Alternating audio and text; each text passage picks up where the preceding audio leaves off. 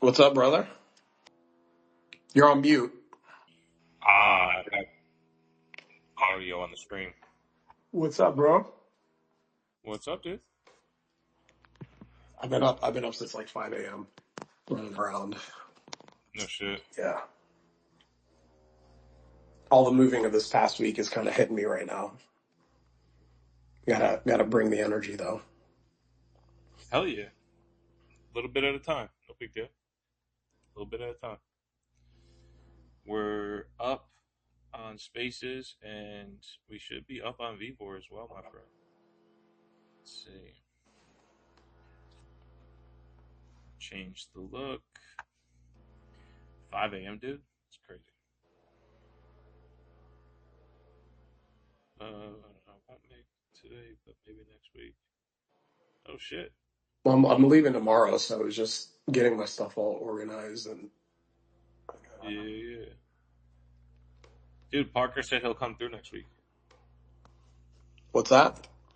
Parker? He said he'll come on the show next week. Sweet. Yeah, hell yeah. Yeah, so you're heading out tomorrow, and you completely moved out. Episode 10 live on the Casper Standard. Jump right into it, brother. Um, so you're all out of the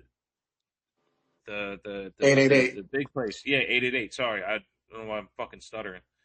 So you're all out of 888, huh? Yeah, yeah, yeah. It's where the glitch I guess was born. It's where my tag name is, I guess. Glitch in 888. Yeah. How's Um, it feel? it's both there's like relief, but also some sadness, right? Because I really enjoyed the space, but relief in terms of I was paying a good amount to live there, so that feels nice not having to do that. And considering how much I spent a lot of time there in 2025, so I was there quite a bit. So yeah, a little bit of both, a little bit of relief, a little bit of okay, cool. We're in this new energy for 2026. I've mentioned that I'm going to be traveling quite a bit, heading to Colombia tomorrow for a week. Um, I do have some family down there, but it's mostly for fun and to explore. And yeah, man, stayed in a hotel the last couple days. I'm in a little business center here right now, so it's just different, right? It's just a different energy. But I'm with it. I feel a little bit like fatigued. I'm not gonna lie right now. I'm feeling the fatigue. I typically do yoga on Monday mornings. I didn't have the energy to do it this morning. Um, so yeah, we'll get You with it do though. seem a little drained. You also seem a little down. Like I don't want to project on you, but you usually have a bit of a spark to you. That maybe I don't know. Did it get taken from you, or are you just No, no. That's just that. assessing That's just constantly?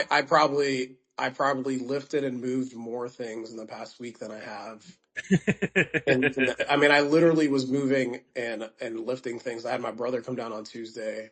I was fully out of the apartment by like Thursday or Friday, but I didn't hire any help. I paid my brother a Yeah, little bit to help, but no, this is like a physical thing. This is gotcha. Okay. it's one thing to sit there and do yoga 3 to 4 times a week. That's a work in. you Right, know right, you're literally right. working on things from the inside out, and then like literally lift things. That's what I realized. I'm like, oh shit, okay, I feel not doing deadlifts, not doing Hmm. squats. I could feel all of that. I'm like, okay, I'm out of shape when it comes to all this stuff. Gotcha. So it's more that. Yeah, it's Okay. just, and I don't try to fake it. It's like if my body is, we just so happen to be running the show right now, but the body's like, you need a nap. You got up way too Yeah. early today.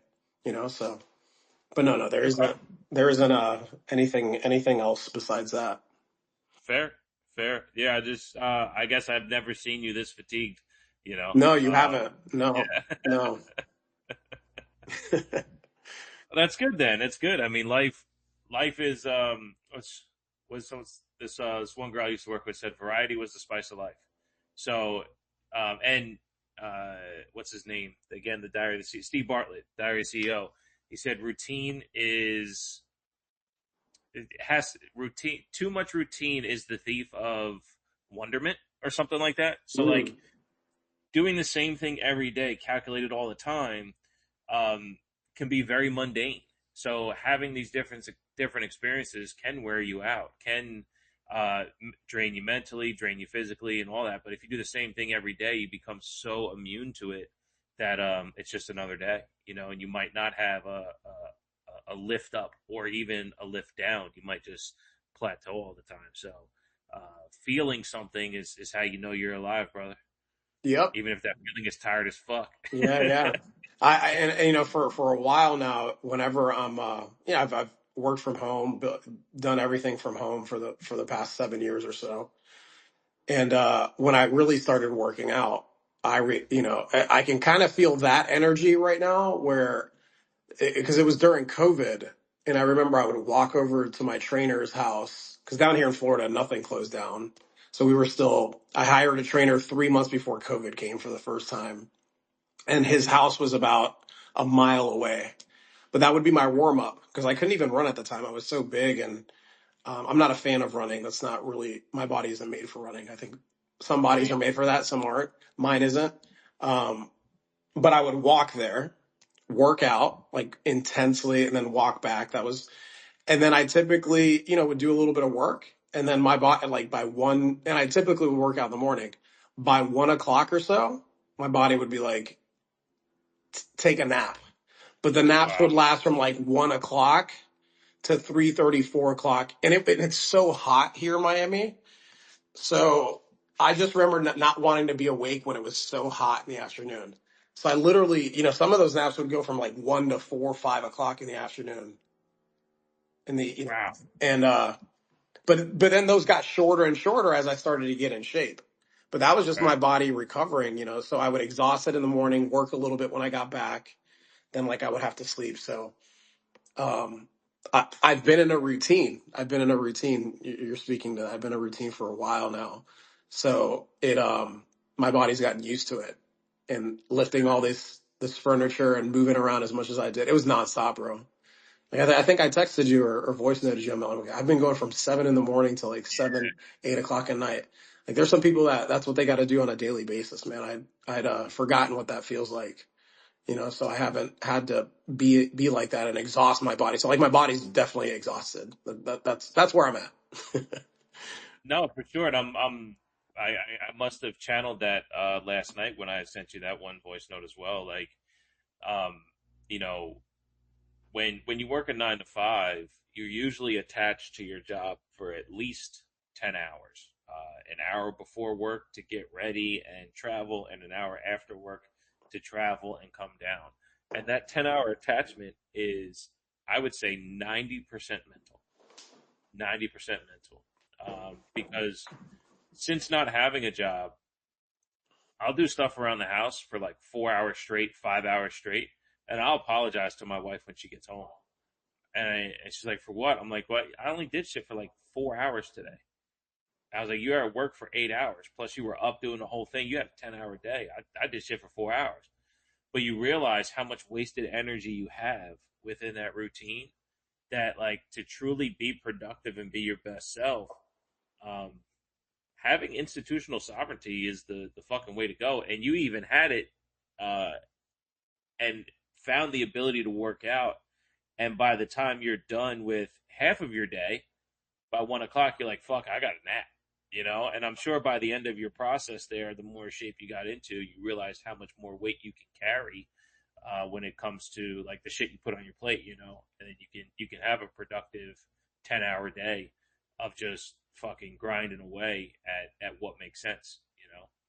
Yeah, and it's interesting how you break it down like that because I don't even think of time like that. I think of okay, especially here over this past week as I've had to move and just get things done. That is how I relate to time.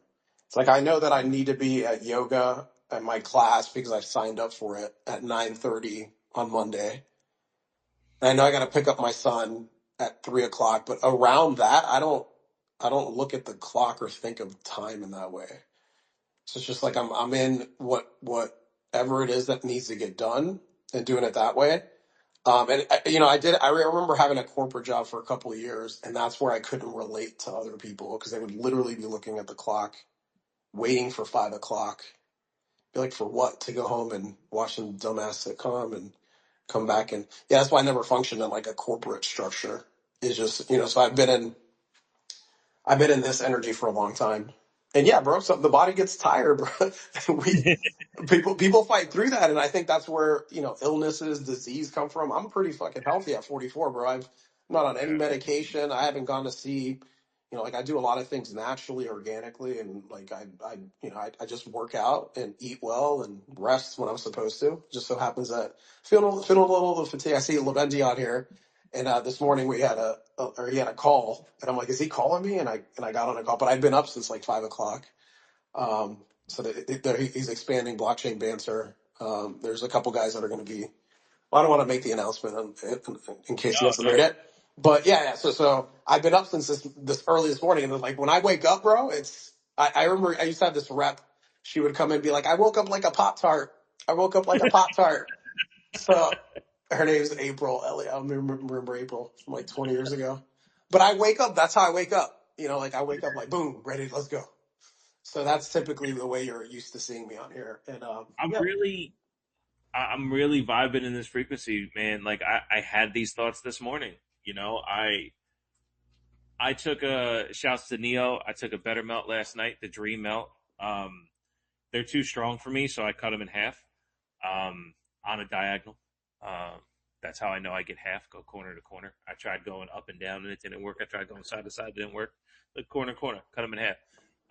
But no, I took a Dream Melt the last 2 nights, and it's because I haven't been able to fall asleep.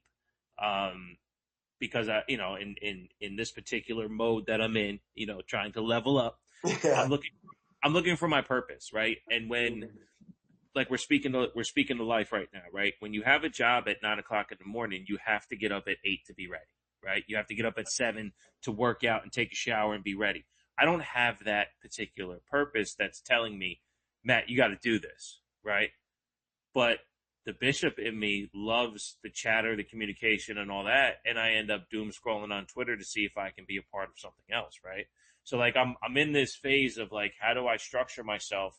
One of the things that I told you I wrote down on my board was routine. So even though like I shit on it a little bit, a specific routine for me is I want to attach myself to a certain part of hours in the day, right? I was like, what if I do 6 to 11? If I make sure I'm up at 6 o'clock every day and I go to bed at 11, the point in doing that is to optimize my perspective while I'm awake.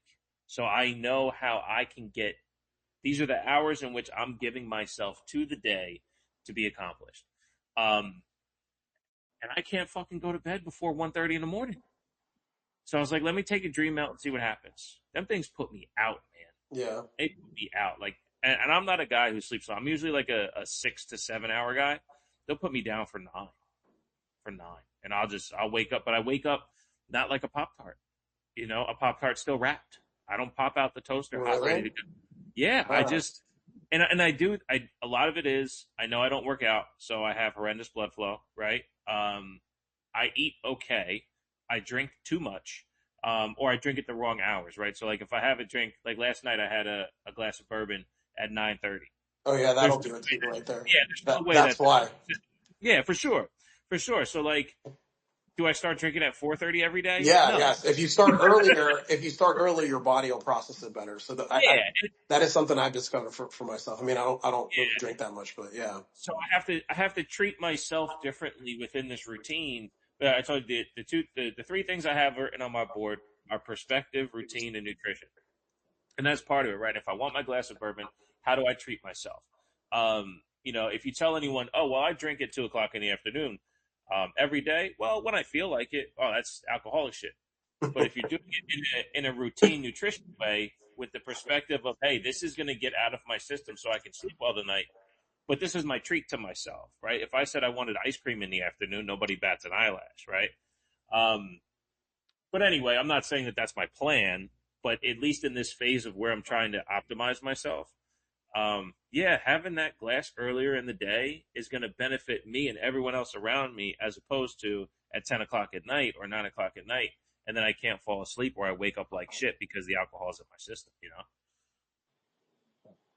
Yeah, But man, I hear you. I hear you. And you're reminding me back when I shared obviously about what it was when I was working out, and I remember I'm a big bourbon whiskey. I mean, I'm a big fan of Balvenie Caribbean Cast. I don't know if you've ever heard of that. I've heard, yeah, never had it. Delicious. I haven't had one in a couple years, but I used to drink that every weekend. That would be like my reward for working out really hard. But then I'd get up the next day and go running back then and all that. But I gave it up for about a year and a half, and now it's like now it has just a different effect on me. So I Yeah, shared with you that I've replaced some of that with kava and kratom. They have kava kratom kava bars here in Miami, and I can like have one and chills you out, and that's like my replacement for alcohol. But like anything, you can abuse anything. for sure. But yeah, I think that's part of the reason why because thinking back, I'm like, yeah, I used to wake up like, oh man, okay, but then still go do it, still Yeah, make it happen. So yeah, it's been a long time since I've not woken up with like this fucking energy. I'm just ready to go. yeah. You get there. You got it. You're in a pretty major transition. I know you like to be in the moment, and you yell at me for trying to make plans. Um, you, I don't yell. I never you- yell. That's not me. You're talking about someone else, not this one. um, I just you I got just try to bring you back. I just try to bring you back. I'm like, all right, well, what can we do right now? That's where I go to. all right, all right. Well, speaking of maybe a mix between the two of us here, do you have any insight on how things are going to look when you get back from Colombia?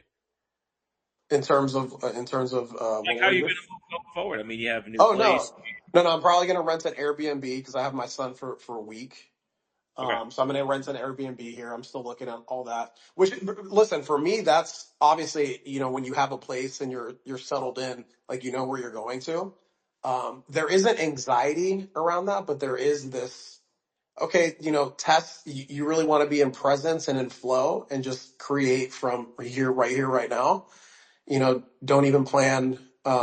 Don't even plan like where I'm gonna stay. I'm like waiting. I booked another hotel for tonight because I'm leaving tomorrow, right? Like I booked it this morning and I got a really good deal, by the airport and whatnot. But that's kind of how I'm, nomad here, bro. I'm gonna test like my limits and see how things go, but I'm not planning too far ahead as far as that. I know that I'm committed to having these conversations on a weekly basis. I'll get it. I'm wearing this Caspa shirt, right? Like I'm wearing Caspa shirts every day. So when I meet people out and about, we'll be onboarding people onto some wallets. So I'm keeping it simple in terms of that. And then like, no, not necessarily day to day, baby. In Hell yeah. flow. The lack of stability makes me so nervous, and it's Yeah, not even it me would going it through would for me too, but I think I'm ready for this. I think it. I'll give credit, a lot of credit to like my yoga practice over the past year and a half. That has, I don't think if I don't really commit myself to that, there's no way I could have a year like this. But Yeah, being right. practicing yoga as much as I have and really channeling the inner work has me again really flow right from right here right now. That's why I'm always reminding you of, hey, I don't know what it's going to look like, but what can we what can we do? Execution in the moment. And that's something I said to you yesterday, right? Like, what can we do in this moment? And if we did Right. that, bro, we would accomplish so much more. And when I think about it, when I've accomplished like some of the things or set out to do things, it's never been because had this long ass year plan of how I thought it was going to look. I think I shared with you that 6 years ago I stopped setting long term goals. I set intentions on how I wanted to be, how I wanted people to feel around me, what type of relationships I wanted to have, you know, um, the type of again the type of people that I wanted around in my life. So that's been the focus, more of the energy that I'm transmitting on a moment to moment basis, being hyper aware of that. So I'm not time traveling. I heard Jim Carrey say that like most of the problems that people have is because they time travel to the future. They're trying to like figure out problems to solve that haven't even come up yet. They're over there. Yeah, And yeah, it's amazing what you can accomplish and get to when you're just right here and you focus on the very next thing or this moment right here right now. yeah. I heard a therapy advocate who's a phenomenal podcaster. His name's Ryan Sickler. He's a stand-up comedian, but he brought to my attention the term future tripping. It was something that he was told about in therapy, where you're so worried about the future it controls your emotions today. It's something that I remind my wife of all the time. She has a lot of anxiety about what hasn't happened yet, and I try to, as much as I'm a future planner, it's because I like to be proactive. She's a future tripper because she has fear of not necessarily failure, but just the unknown, of the what could go wrongs. And we try our best to live in the moment and preach positivity because if there's whether you think you can or can't, you're right. So whether you think positive or negative, you're right. Um, so yeah, living in the moment is definitely it's definitely a struggle for me, but you have that shit nailed, brother. Yeah, man, Is there it's taking practice, man. It's not something like you said. It's there's so much around us that constantly has us think about consuming and like what we're gonna do in the future and everything around us. So all the marketing, all the things that are happening subconsciously are all about like the future you, and that person that thing doesn't even exist yet. So it's very difficult. It's hard to like block all that out, and you got to kind of find it's different for everybody. For me, I'm telling you, it's the practice of scheduling my yoga. Because I was horrible at meditating. Like I can't sit there and just in silence and meditate. VJ shared how he did that. Like I couldn't. That's not me. I need to be like in movement and in action. That's why yoga kind of works for me because it's like okay, I'm on the mat, I'm moving around, I'm testing my body, and at the same time, I'll find like peace in that chaos. So yeah, it's different for everybody. It's not easy, bro. It definitely isn't easy. no for sure. When you're down in Colombia, do you have any built-in Caspa connections where you can stay on the Caspa standard while you're in Colombia, or are you Not going to more not ground? Caspa connections, but so my first trip down there was in January of last year. So that's where I met Jeff Booth. It's I know a handful of Bitcoiners down there. There was actually a crypto, but when I went back in June, it was already gone. There was a crypto like Bitcoin bar there. I know a handful of people. Yeah. So I'm gonna hit them up when I'm down there, and we'll see. They use the peso down there, but I noticed that the dollar's lost value to the peso, so it costs more. Is that right? Yes, it costs more dollars in order to buy pesos, and they don't want dollars down there, bro. Like they prefer pesos. So it's Interesting. interesting. Interesting, Yeah. yeah. But I'm gonna do a couple tours. Like I like doing the touristy stuff. Hmm. So I've been to a couple of like coffee farms. Really interested in that. And it just I'm from Pan. I was born in Panama. So that's the next country up, and I can tell you, man, whenever I'm down there, like Florida, Miami's flat. There's no mountains here. So when I get in, and I like being outside. Maybe go on a couple hikes, and um, I'll figure some stuff out. But I like doing things during the day.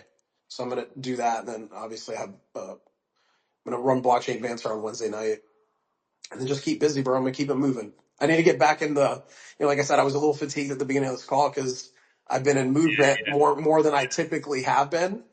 Um, and yeah, it's a good thing, definitely. No, it's fantastic. It's coming back to you, man. I keep trying to tee you up to get the juices flowing for you, brother. It's been about 25, and I think you're waking up. I think Yes, you're. yes, I'm feeling it now. Thank you. We're good.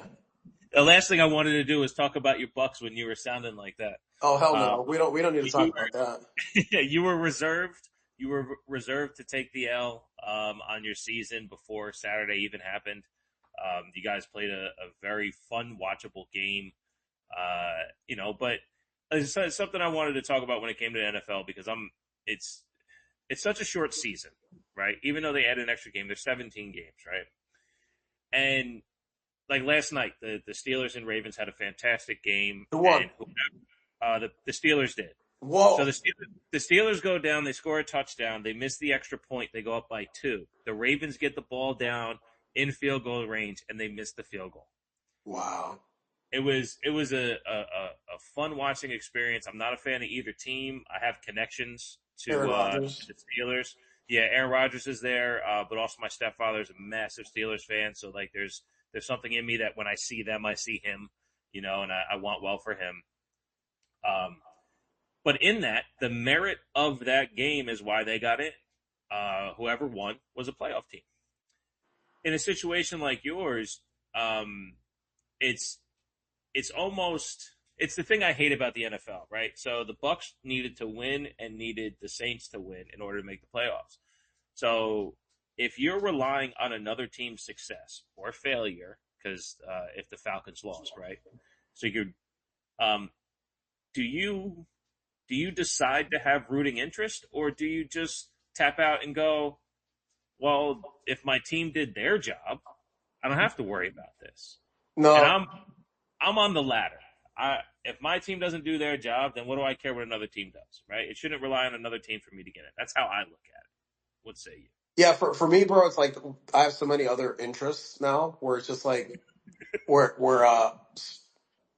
the Bucks. That's me treating young Juancito, I call him, right? But I'm totally he's very immature. Like he's not like this Juan that you guys know at all. So that Juan talks. So I have a group chat with people that I've known for 20 plus years. We're all Bucks fans, and I am you wouldn't even recognize me in that chat. So I talk so much shit because it's the like I keep that part of me alive and completely separate from the mature. Oh no, I don't really. I think I texted you a couple of times. I was like, I hope that I was hoping that they lost. Like that's how Right. bitter I was because they were a better team. They were a better team, and they flopped over the last part of the season. And that shit is entertainment to me. It's not like real life, So like, what does it matter what they do? And what we're doing here, speaking on sound money, like this is stuff that is actually going to move people forward and affect the world. So like this stuff, I do take a little bit more serious. Not a lot more serious, not a little bit, a lot more serious. And I look at sports as just like this entertainment, and I can like I have a completely different character that I play when I'm watching all that, and he's super immature. Like he talks a lot of shit.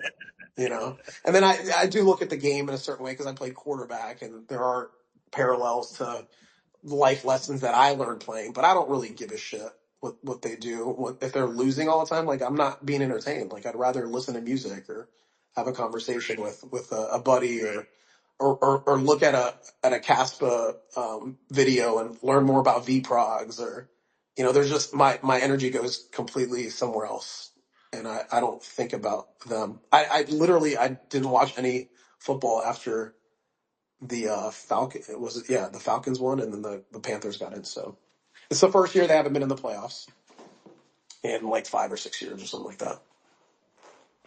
Yeah, and like I say, if you have to rely on well, all right, so you're right, and it's such a great way to look at it. And for me, um, my team's lost four straight. The Packers have lost four straight games, and they're still in the playoffs. They were in the playoffs as of last week, so this game didn't even matter whether they won or lost. And it's just kind of odd, to with the saying, like any given Sunday, or as long as you're in, there's a chance. And it's like, but I just watched my team lose four straight, regardless of circumstances. So why would I even like invest myself now? I got lucky a few times here. Number one, we're playing the Bears again for the third time in the last 6 weeks, and we have a chance of beating them because we beat them the first time we played. Also, we're playing Saturday night, which is January 10th. My birthday is January 11th. So I'll be turning 41 with the absence of the emotion of football.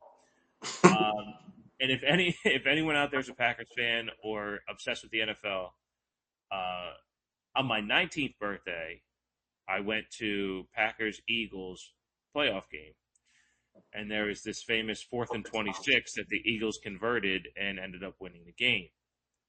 I was there. I turned 19 that day. Um, it was awesome because my girlfriend and I at the time went in early, and we ended up meeting a girlfriend of the backup running back, Najee Davenport, at the time. And she was like, "Hey, after the game, I'll take you to the team buses." So we took the elevator down with one of the linebackers' families, and I met a couple players, but they were so distraught because they lost the game. There was no cheer to it. There was no joy to it. Yeah. But it was cool. It was cool to experience that for me because it turned what would have been a horrendous feeling into a nice one. And I think that's where kind of seeing that they're just people. Yeah. I stopped obsessing so much. I mean, I was 19, so I was pretty hardcore for like 5 more years after that. And then I let life kind of take control. But then once my son was born again, I went too fucking hard. And I was trying to like, on my 30th birthday, we played the Cowboys. My wife's a Cowboys fan. And so the day before that, we had a birthday party for me for my 30th. And so like, because it's, and then, shit, I remember being like 10 years old or whatever. We played the 49ers and the 49ers beat us. Like, my birthday and playoffs kind of ruined me. It's kind of what I'm getting at. I'm telling too much of a tangent here, but my birthday and the playoffs have always kind of fucked with me, one way or the other, right? Am I celebrating? Am I not?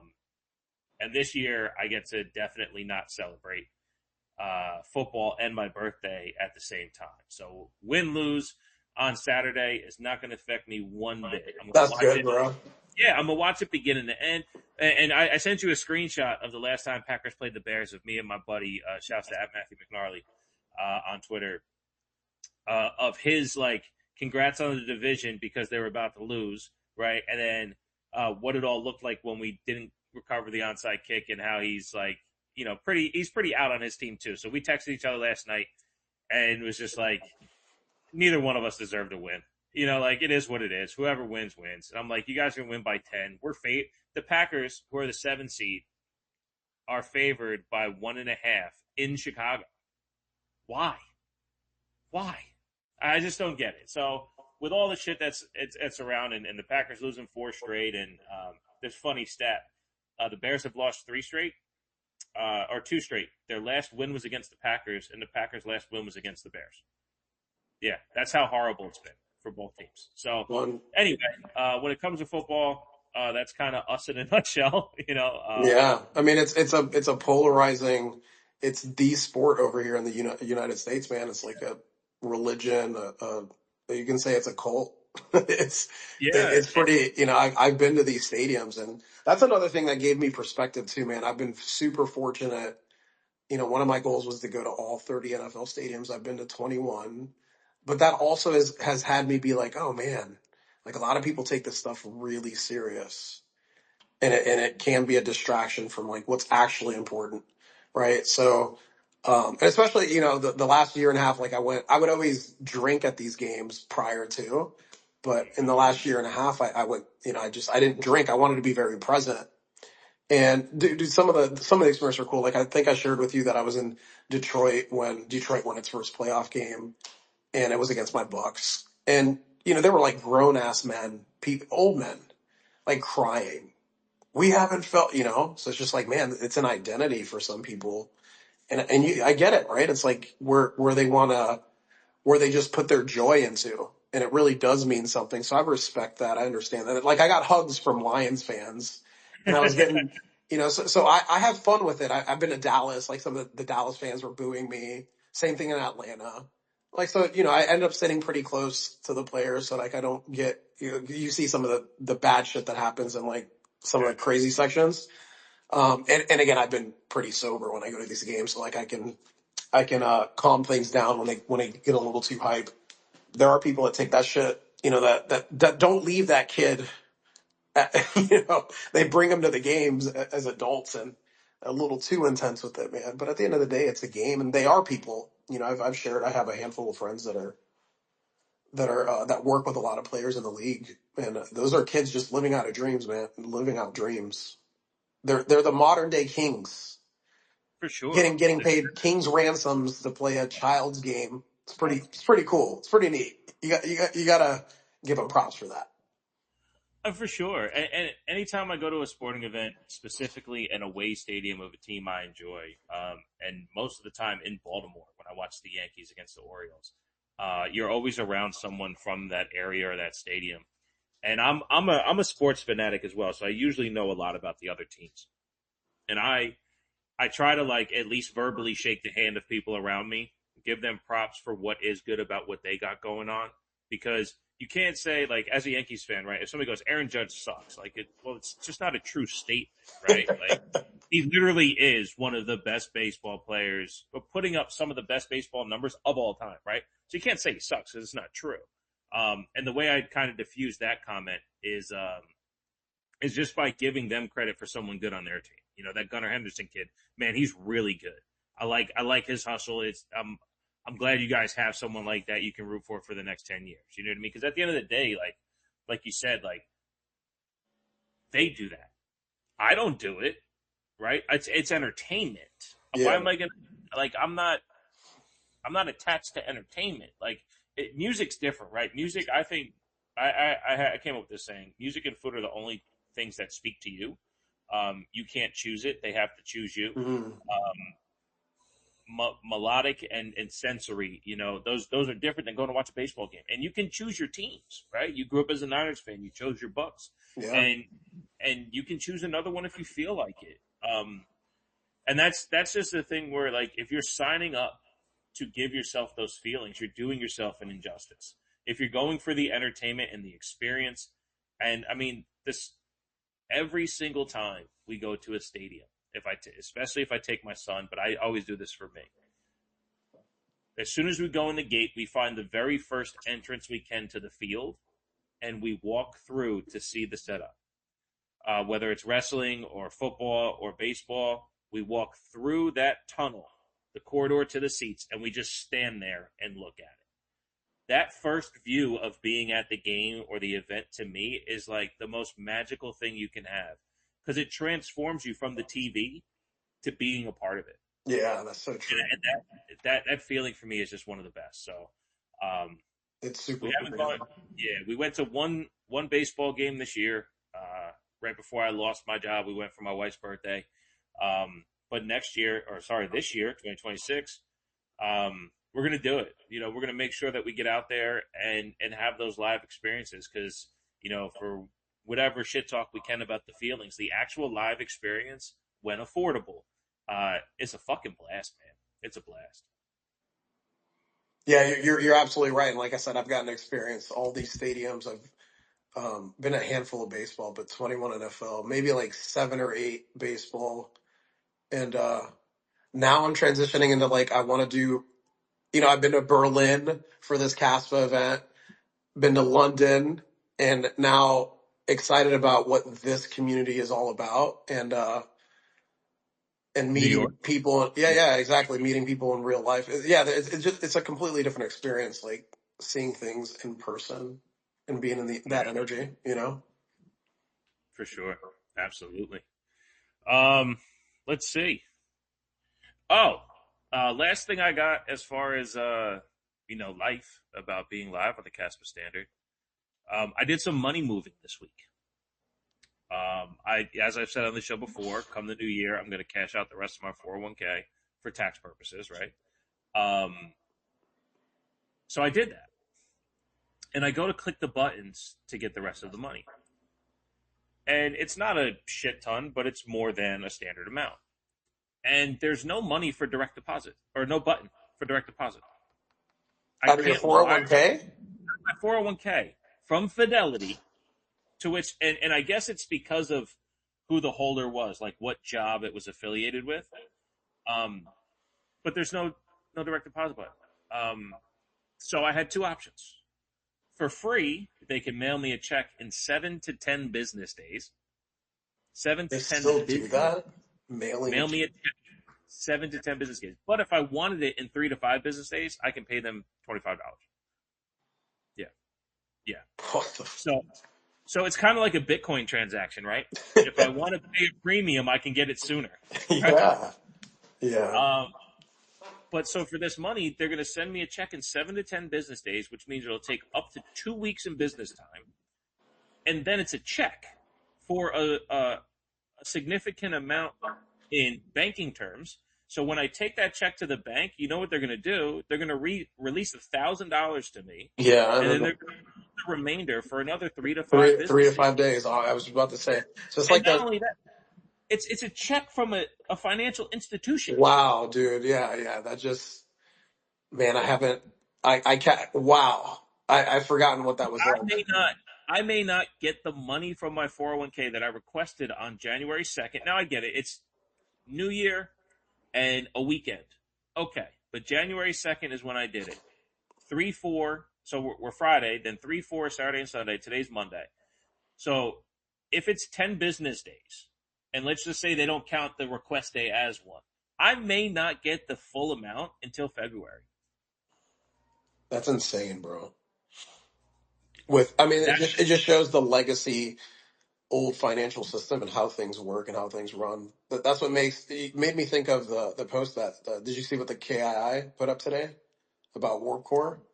Yes, I didn't read it all, but I saw the fan feedback from it is pretty legit. So I gotta read it and try to understand it. Yeah, yeah. So I mean, from what I get from it, and if anybody else wants to chime in on this, they can. Um, I understand the whole concept of it being a sandbox. So it's like these legacy financial, players. They're not. It's not necessarily them changing the infrastructure of how things work right now, but it's being able to settle on Caspa, and it's essentially like a test of that. And man, that changes the game for all these people because it's insane that they still send out checks and that you have to pay a fee in order to get it, but you still won't get it for like 2.5. Yeah, man. I cashed all of my stuff out like a year and a half ago, right when I discovered Caspa. I had a couple like IRAs and Yeah. I moved it all to Bitcoin and Caspa, so I don't have to deal with that. I can just send shit quick. It's there, you know. It was a gut punch for sure. And then But it gets you when to I like see, right? It yeah just I'm yeah you're reminding me of what it was like to transact like that. It's like, damn, I haven't had to deal with that in a while. my first thought was how fake the money is, right? If it's there, they can give it to me, Yeah, it's but it's not going to there. take them 3 weeks. It's going to take them 3 weeks to give it to me is crazy. Yeah, And I'm not even it's not even ego driven. Like, well, that's my money. You know what I mean? Like, because I know it's coming to me, but it's like how again, like as I mentioned on this show before, like relying on other people to do their job. I held up my end of the bargain. I invested with you. I trusted you to do this for me. You're not holding up your end of the bargain. You're not. You know what I mean? And it's a fucking bummer, man. And then I've already transferred money from my personal account to my business account, right? I've done that before. So the connection's already there. They don't have to re-verify. I wanted to say, so I'm upgrading for the show, right? And because it's going to be in the business account, it's going to be business expenses, all that shit. So I'm upgrading for the show and for Caspa. I'm getting 3 computers, one for the show, two for nodes.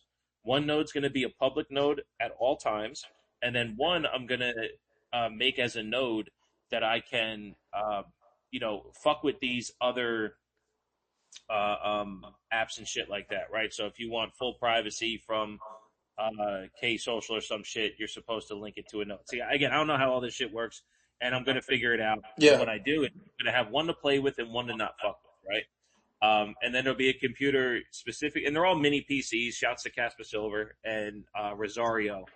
I was going through what they had recommended and trying to fit what worked for me. So the two of them kind of put me on the mini PC game. So I can get 3 of them, and so I'm transferring that money into the business account, $1,500 from my unemployment settlement, right? So I get all that money. What am I going to do with it? How am I going to set myself up? I set aside $2,000 for Caspa. 500 I bought Caspa with. Yeah, I bought more Caspa. Uh, sweet. and then yeah, and then 1,500 I'm going to invest into Caspa isms. What are we going to do? Nodes and show, right? So we start there. So I transfer the money from my bank account to the business account, and that was on the second as well. And then it's not showing up. So I had to go into my bank account on Saturday, like, hey, why isn't it in either one? And then I saw, oh, it's a pending transfer. It's pending. Okay. Jesus. Well, since it's pending, let me give it a day.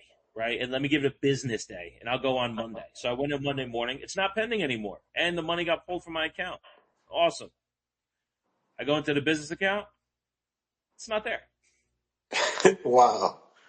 So like, Oh, this is giving me anxiety, bro. I'm sorry. I'm sorry. No, no, go ahead, keep going. But it's I'm it's the feeling it truth. for you. I'm feeling it and Yeah, flushing it out for you.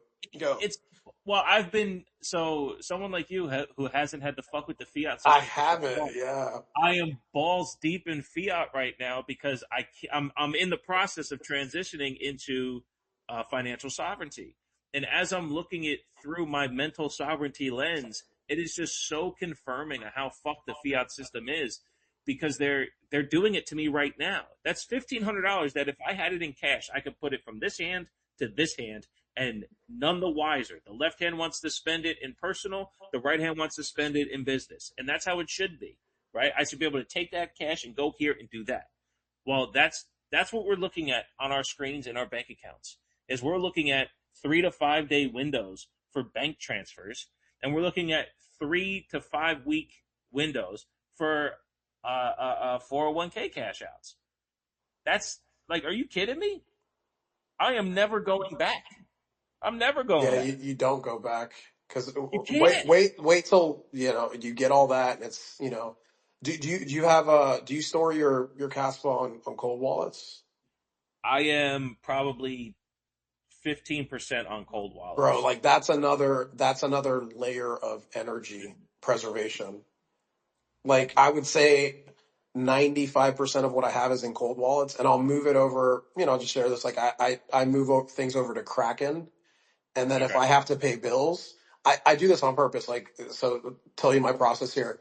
I'll move things over to Kraken. I'll convert it to USD. And because in Coinbase, I've moved a lot of money over the years, everything happens. Like if I send USD to Coinbase and I convert it over to the bank, it's in the bank within an hour or two for Oh me wow. because I've done a lot of transactions. So I have like one of those accounts, but I can't imagine and here's the thing. I do that and I do it because I don't want fiat in my in my energy field for that long. So I Yeah. do it to pay all the bills at the beginning of the month. So it's like I only want that shit to go on for a day and then I want everything back into sound money. And I don't give a shit about the fluctuations, right? So it's just I convert just enough to pay all the bills that need to be paid, and then, I'm going to Colombia, so I took some cash out too, and I'm going to convert it over to pesos and pay people in pesos, and then obviously try to talk the Caspa game, onboard some people as I flow through Colombia this upcoming week. But yeah, Oh man, yeah. it's a completely different way to exist. Like when you don't I stay away from that from the banking as much as I possibly can, but it's really hard to do that. Like it's taken me. I have so much repetition with this. It's not easy. Like they make it really difficult to offboard from the banks, no doubt. You know. Yeah. So that's interesting. Yeah. So my anxiety was just like, oh man, I feel it for you because like we obviously talk on a daily basis. And I'm like, I want this for you. I want this for everybody, and I get to experience it. But it's not easy to come off of that and to be able to live, more sovereign. 1,000%. And we even started the show about what it takes of your time to operate, right? And if my time was actually tied to money, then they would owe me for the amount of time it takes to give me the money. Yeah. And that's where it's like, fuck, man, like how do you truly break through in a system who's trying to and I don't even think it's trying, it's just so broken. The system's so broken that this is the true effect of everything that was caused. And now it's always made me nervous. And with the bankings tying to crypto and everything, it may make these transactions more fluid, but it definitely still is robbing from your sovereignty. Um, because Yeah. it's all, you know what I mean. So like I'm very weary of how to attack things going forward. We've talked about a couple things offline. I think what I want to do in life particular is I want to generate fiat plus. I want to generate fiat for all my bills. So like you're saying, like you pull from crypto and place into fiat to pay bills at the beginning of the month. Shouts. I think I would like to generate it the opposite way. Let me generate enough fiat to pay bills plus, and everything plus goes into crypto and keep building on plus, right? And maybe I can, maybe I can't. I don't know, because I don't even know what that looks like, right? I don't even know what business model that is. I don't know what game plan that is. Yeah, yeah. Well, I mean, you test it out, man. You see Yeah, yeah. what works for you, and maybe that's the But way. Maybe the other at way's the the end, I way. get the fucking money. Yeah, exactly. It's about like the thing is there are tools. It's a little bit cumbersome and all that. That's why I think it's super exciting what KII is doing and with this warp core and that sandbox thing. So I'm reading it here, bro. It's like so think of what they're doing is like they're providing the adapter, right? And it's allowing banks to keep their existing messaging, their controls, compliance pipe, because there's all these rules and shit things that they have to do, right? But it keeps it immutable, So essentially, then they get to settle on Caspa. So that's just going to change so much, and Oh, it's pretty cool that there's that the Caspa KII is doing things like this. It's like I don't even think people know what's coming. the fact that they speak on with, and I don't want to speak for them, but everything they do is big business utility. Hmm. That once it becomes uh, infrastructure for big business, then Caspa truly is limitless. It's crazy, because if it gets trusted by big business, then it's just trickled down from there. Well, and that speaks to remember the conversation we had last week with Parker about and people have talked about this with Caspa, but it being the sequencer. So people not even knowing that they're using the Caspa rails, because this doesn't eliminate what they have in place. That's the hardest part to get rid of is the legacy system that they have in place. Right. This is essentially like an adapter so that they can speak to each other and then settle, using the Caspa rails. That Do you that's an amazing thing. Um, yeah, do I've you seen happen to Buffalo know? and Elliot have had their hands up, man. So feel free to Yeah, yeah. chime Come in, join the fellas. show. Happy New Year, guys. Yeah, happy Happy New New Year, Year. fellas. I was gonna ask, do you happen to know who's driving those conversations? Is that Wolfie or is this something that's just async with KII? Yeah, I'm not sure who's driving the conversations. I'm just going off of a tweet that they put out earlier. Yeah, Mhm. cool. Yeah, I mean, I'm just kind of getting back into everything Casper now after the holidays. So if there's been a lot of developments though in the last few days. So if there's anything you guys wanted to talk about, or kind of like bring us up to speed on that, that would be great. I appreciate that. I think we're kind of in the same boat as you. I mean, as much as crypto doesn't stop, I think the holidays kind of gave everyone else time to just breathe for a second. We're trying to catch up on everything too. Specifically, what Juan and I do is try to just have conversations open. So if you want to bring anything to the table that we can talk about as well, we can do that too. The main thing that I wanted to know is, well, I don't know if you guys do any predictions here, but like, where's the state of crypto right now? Because I'm not really sure. Like, I'm looking at different indicators like fear and greed, or if you look at like the 7-day moving average. I'm just wondering, like, are we on a rally up, or is it kind of just things staying stagnant, Bitcoin dropping down? Yeah, we don't typically get into that, but since you asked, I think it's a great topic to get into, right? And I do. I don't look at any of that stuff on a daily basis for the most part, but I kind of have a feel for what I think. It's my in a sense like my opinion on it. And I think with some of the world events that have happened, taking a look at what happened in Venezuela with what the U.S. did and capturing Maduro and him being held over in New York now, I think sentiment is that there's a lot of oil. I think there's more. Isn't there more oil in Venezuela than anywhere else? Yeah. Uh, Yeah. yeah, so it looks like a power money move, but it's being disguised as like, oh, we're going down there to free. And there's a lot of, I'm not going to speak to things that I don't necessarily know about, but I think money and power is what moves a lot of things.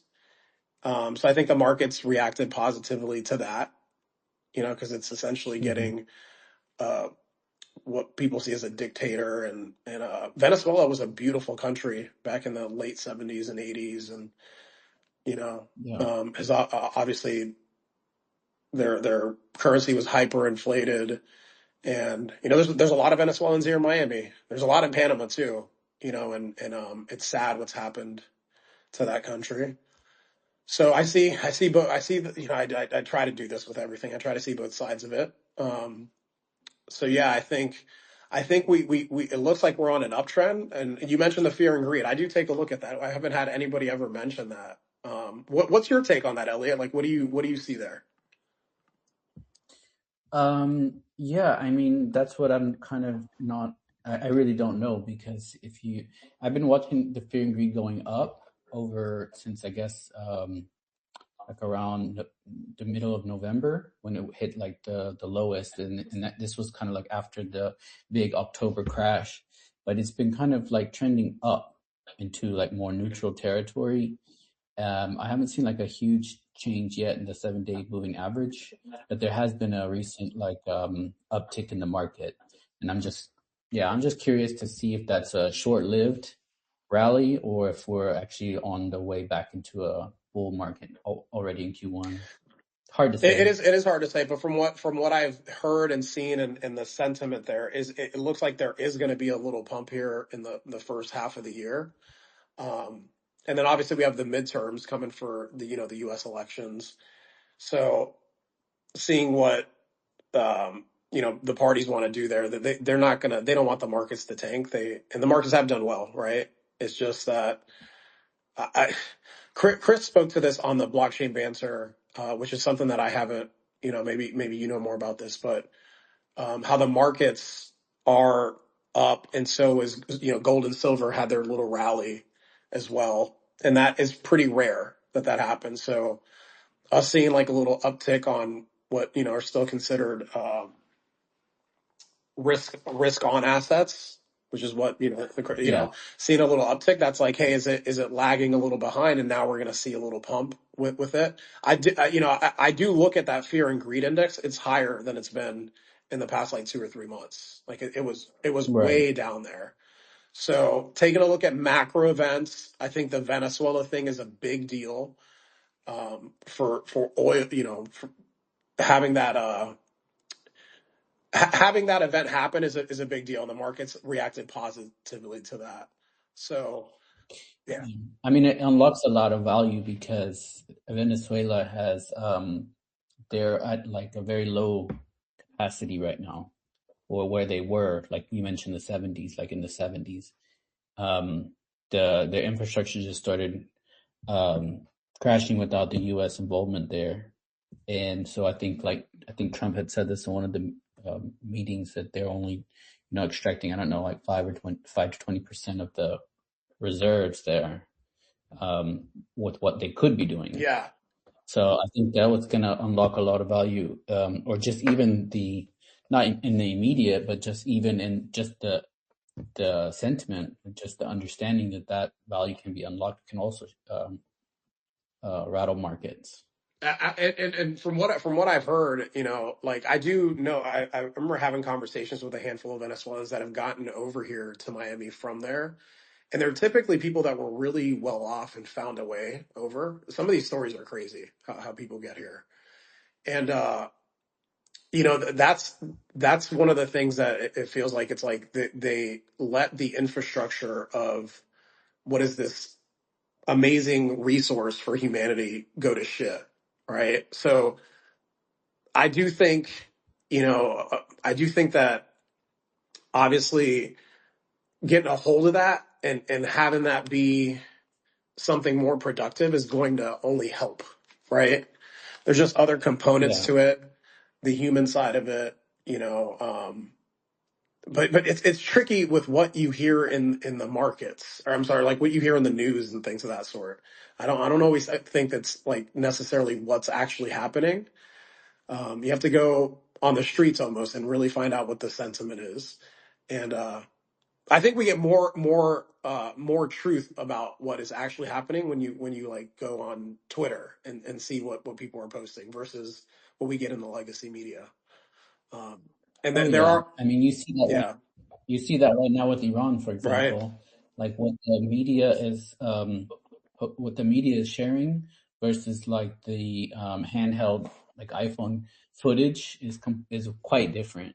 Yeah, and like I saw a clip actually before we jumped on the show here about a Venezuelan. There's essentially they may be paying some of these protesters to stand outside of the facility there in New York where Maduro's being held, and this guy's going around filming. He's like, Where are you guys from?" And they're American people, and he's going around asking, "Just curious, is anybody here Venezuelan?" And he just went around asking nobody out of maybe 30, 40 people standing there picketing. None of them were Venezuelan.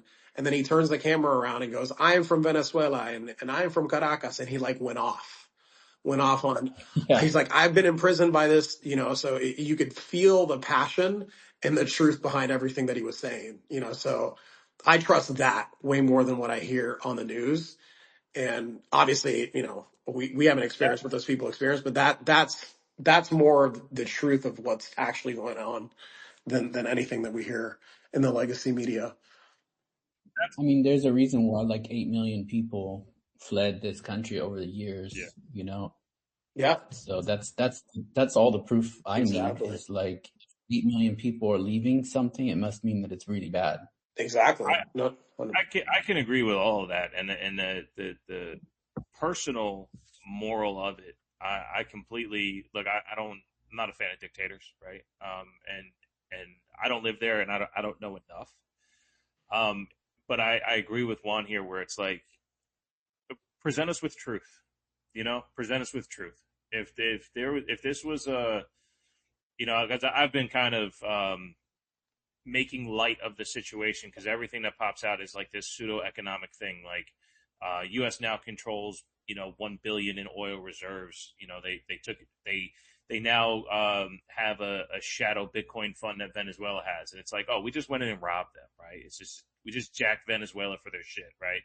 And within a day, J.P. Morgan has the finances to excessive drilling to increase production, right? So like this was an orchestrated deal to happen in some way. But who on the Venezuela side helped them orchestrate that? If not, then this is the U.S. kind of sticking their nose where it doesn't belong, right? But by all feedback, the people did need help from this guy. But there's a hypocrisy in the United States where certain people believe that the U.S. shouldn't be the world's police, who are now celebrating this thing. Russia punches Ukraine in the mouth, and we go to help them. Why are we the world's police, right? We go in and we go help the people of Venezuela. Why are we the world's police? It should be the same question. And that's just on a political notion. But if this is a net positive for the people of Venezuela, then you have to be happy for them, right? But there was a crypto guy who I've been following for a while asked, like, what is this new thing? What will the increase in oil in markets have an effect on Bitcoin's price? And I'm like, it shouldn't. It shouldn't, right? Like the idea, and I say that because we've talked about this before on the show. Like the idea of anything influencing Bitcoin besides Bitcoin is a problem, right? Like these are assets and currencies, Kaspa included, that need its value to be dependent upon itself to be productive to society. But if more oil heading to the U.S., helping their economy, helps raise the price of Bitcoin, it's like that's not what Bitcoin is, right? Like you're fully commodity now. Bitcoin, instead of being an asset, is a commodity, and it's going to go up with other commodity markets, right? If we attack New Zealand and get all their beef, does that affect the price of Bitcoin? Because now, you know what I mean? It's like it's kind of the same thing. But if what's good for the goose is good for the gander, so if the U.S. economy now rises because we have more control of oil, therefore their interest in Bitcoin helps Bitcoin rise. It's like, well, again, that's not what it's supposed to be. But will it? I've never really I've never really completely understood like what moves the price of Bitcoin or Caspa. Like honestly, I don't know if somebody knows the answer to that, but I've always heard different opinions about, oh, it's the catalyst, it's the tier one listings, it's big whale accounts making, it's Right. market makers manipulating the price. I mean, it's like Artificial scarcity. I don't know. Yeah. like what actually moves price in crypto? Yeah, I think that's why for Juan and I, we never really do price predictions, um, but we do speak upon what feels like it stays truest to crypto principles, right? The that great video that the Bitcoiner put out was yesterday, or the day before, about the building blocks of what Bitcoin is. Anything that stays connected to the true mission of crypto, and with Kaspa being the one that solved the trilemma and have these um, adoption principles, we stay true to that because there's undeniability there. Because right now, there's my Twitter feed is full of people retweeting meme coins because that section of crypto is about the pump, right? Because people feel like they have more money into the new year, they're going to start buying meme coins looking for a bag. Well, I don't fuck with meme coins anymore. I'm done with meme coins because they're not backed by anything. So what affects crypto? I think the true answer is hype. Um, hype, and that's kind of it. When it and this isn't financial advice, but for me, when I put my money into something, I want to know its true value. So if I buy Google stock, I know that they're buying YouTube and they have their pulse on the feed. You know what I mean? Like Apple's about to put out a new iPhone. Disney's making the best Marvel movies of all time. Like I'm investing in what gets created by it, and that's what I look at Caspa. That's why I never truly went all in on Bitcoin. I bought some of it, but I don't. What can you do with Bitcoin? So I don't do that, right? So what affects the Yeah, price? I do think all this excessive interest at the top, whether it's governments or big business, has kept Bitcoin above 80,000. Without them, is there enough retail investors in Bitcoin to make it rise up to $80,000 a token? Probably not.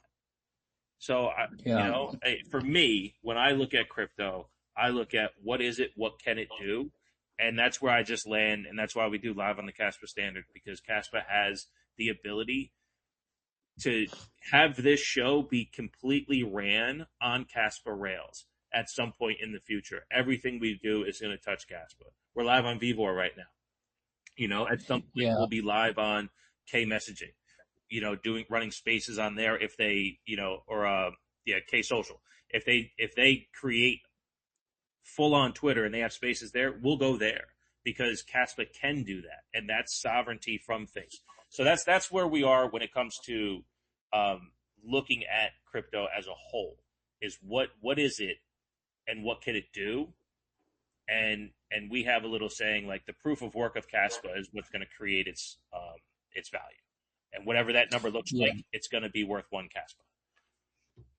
Yeah, I mean, I don't know if it's, I mean, time will tell, but I don't know if it was silly, but a while back I just stopped completely investing in Bitcoin. First of all, because I found Caspa and I just, for all the reasons you guys already know, it's such a much better evolved technology. It's much earlier as well, so there's more potential upside. And when something that I saw that I didn't really realize at first, but then once I started doing research, it's like, actually, as volatile as Bitcoin is, for the last years it has not made the returns better than you would have made like in AI stocks or certain, like even some stocks have outperformed. So it's kind of tapering off right now. Whether that changes in the future, I don't know. But from what I've seen, um, it actually has not outperformed as it has in previous cycles. Yeah, Um, yeah, that's absolutely true, and I think it's something that Parker spoke on last week for a brief second. I wanted to ask him a little more on, but he was basically saying, and I don't want to speak for him, but I remember him bringing up the term that like overall market cap, like the amount of money getting into crypto, there's only so many dollars that can go into it, right? Because let's say people stop investing in real estate and they start investing in crypto, well, then there's more money to put in it, right? Rajit put out a tweet last week about if you don't think Bitcoin can go to 100 million, then you haven't studied Bitcoin. It's like, well, I sent it to Juan right away, and I was like, how much money exists in the world? Like there's a max in which people can invest in these things. So if you're looking to be have better returns as a stock trader. I personally, not financial advice. I'm not a financial advisor. I actually don't know shit about stocks, but I personally wouldn't go into Bitcoin because there's nothing else it can do that it hasn't done already, right? Like Kaspa's growing, other cryptocurrencies are being created, but what can Bitcoin do tomorrow that it can't do today, and it's never going to do anything different. So it is exactly what it is right now. There's been more retailers get rid of it than onboard it from their locations, right? Like there's been a net in who actually is a net negative in who's receiving Bitcoin as payments. But market manipulators do have influence on Kaspa. So as long as BlackRock just bought another shit ton of it, BlackRock and Michael Saylor and the U.S. government, if the U.S. government takes control of the supposed 600,000 Bitcoin that Venezuela had, what's that going to do to the market, right? Are they gonna steal it and give it to exchanges so people can have it? Well, if they do that, then Bitcoin price is going down. There's going to be way too many, right? But if they hold it, then they're going to try to increase the value of the dollar. Like it's very, very weird. It's very, very weird. And I think Bitcoin is more of a stock now than anything else. But that's just an opinion. I wouldn't touch it. And if you have the smarts to really gauge the true financial market, then yes, I would imagine investing in something else would be more beneficial to what you're looking for. Yeah. Yeah. Sorry, go ahead. No, I was going to say, like, the financial aspect of this, like, that's not where my background is, right? I'm Same. marketing, sales, and all that. So I can only speak to like what I've studied over the last couple of years and how I see it. And the way I always view this, Elliot, is like we don't have a frame of reference in terms of what Bitcoin is actually measuring, right? And I like to go to, one of my favorite Bitcoiners is Jeff Booth because he talks about how we've never had a truly free market, right? Like the debt based system is measuring economic activity, but it's a control system. And it does depend on sentiment. It does depend on what the right, the left are doing and how people vote. And then, with Bitcoin, there's a set supply. There's a set issuance. We know how much is going to come out. We know how many Bitcoin are going to exist. And we have now 17 years of evidence of what happens when a tool like this exists in the market.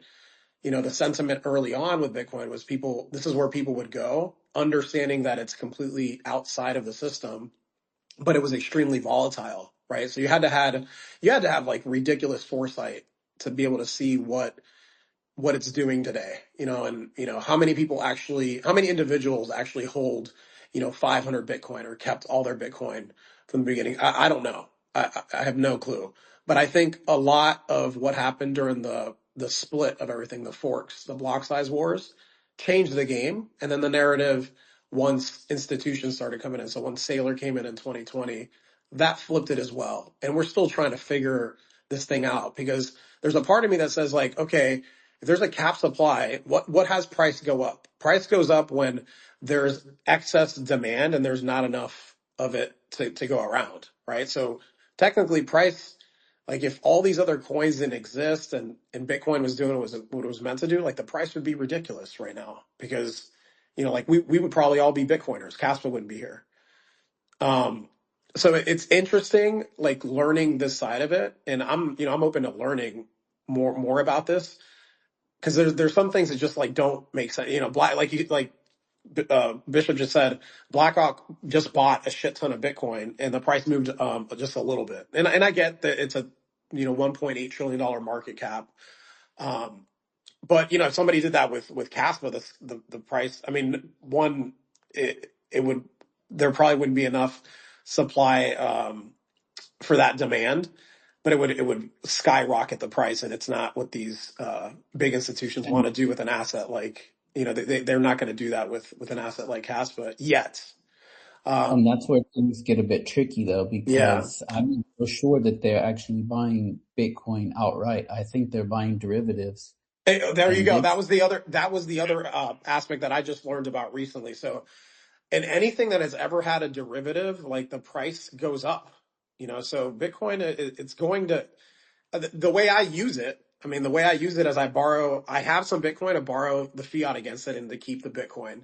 And I don't leverage that as much as I did before because I shared on a previous space that I got liquidated on 10/10 on October the 10th because I was playing too much with that. And it was because I wanted to keep my Bitcoin and I wasn't really using the Kaspa as much.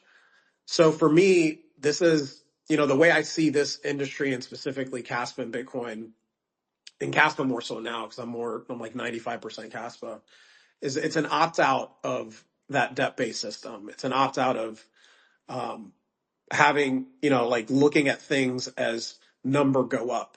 Like one Kaspa is one Kaspa. And like Bishop is speaking to, we can do a lot more with Kaspa. We were running the stream on Kaspa. And there's things being built out on Kaspa. So I definitely want to hold it in a sense like an investment. But for me, there's a lot more there's more nuance to it, right? And we're still trying to figure out, how is this thing measured? What moves price? Are there market manipulators? Do the exchanges really matter? I think all that's still up in the air. Yeah. We really don't know. And speaking to like, because Bishop did send me that tweet from Raja being like, if you don't understand there's numbers to this, right? There's only a certain amount of money that's out in the world.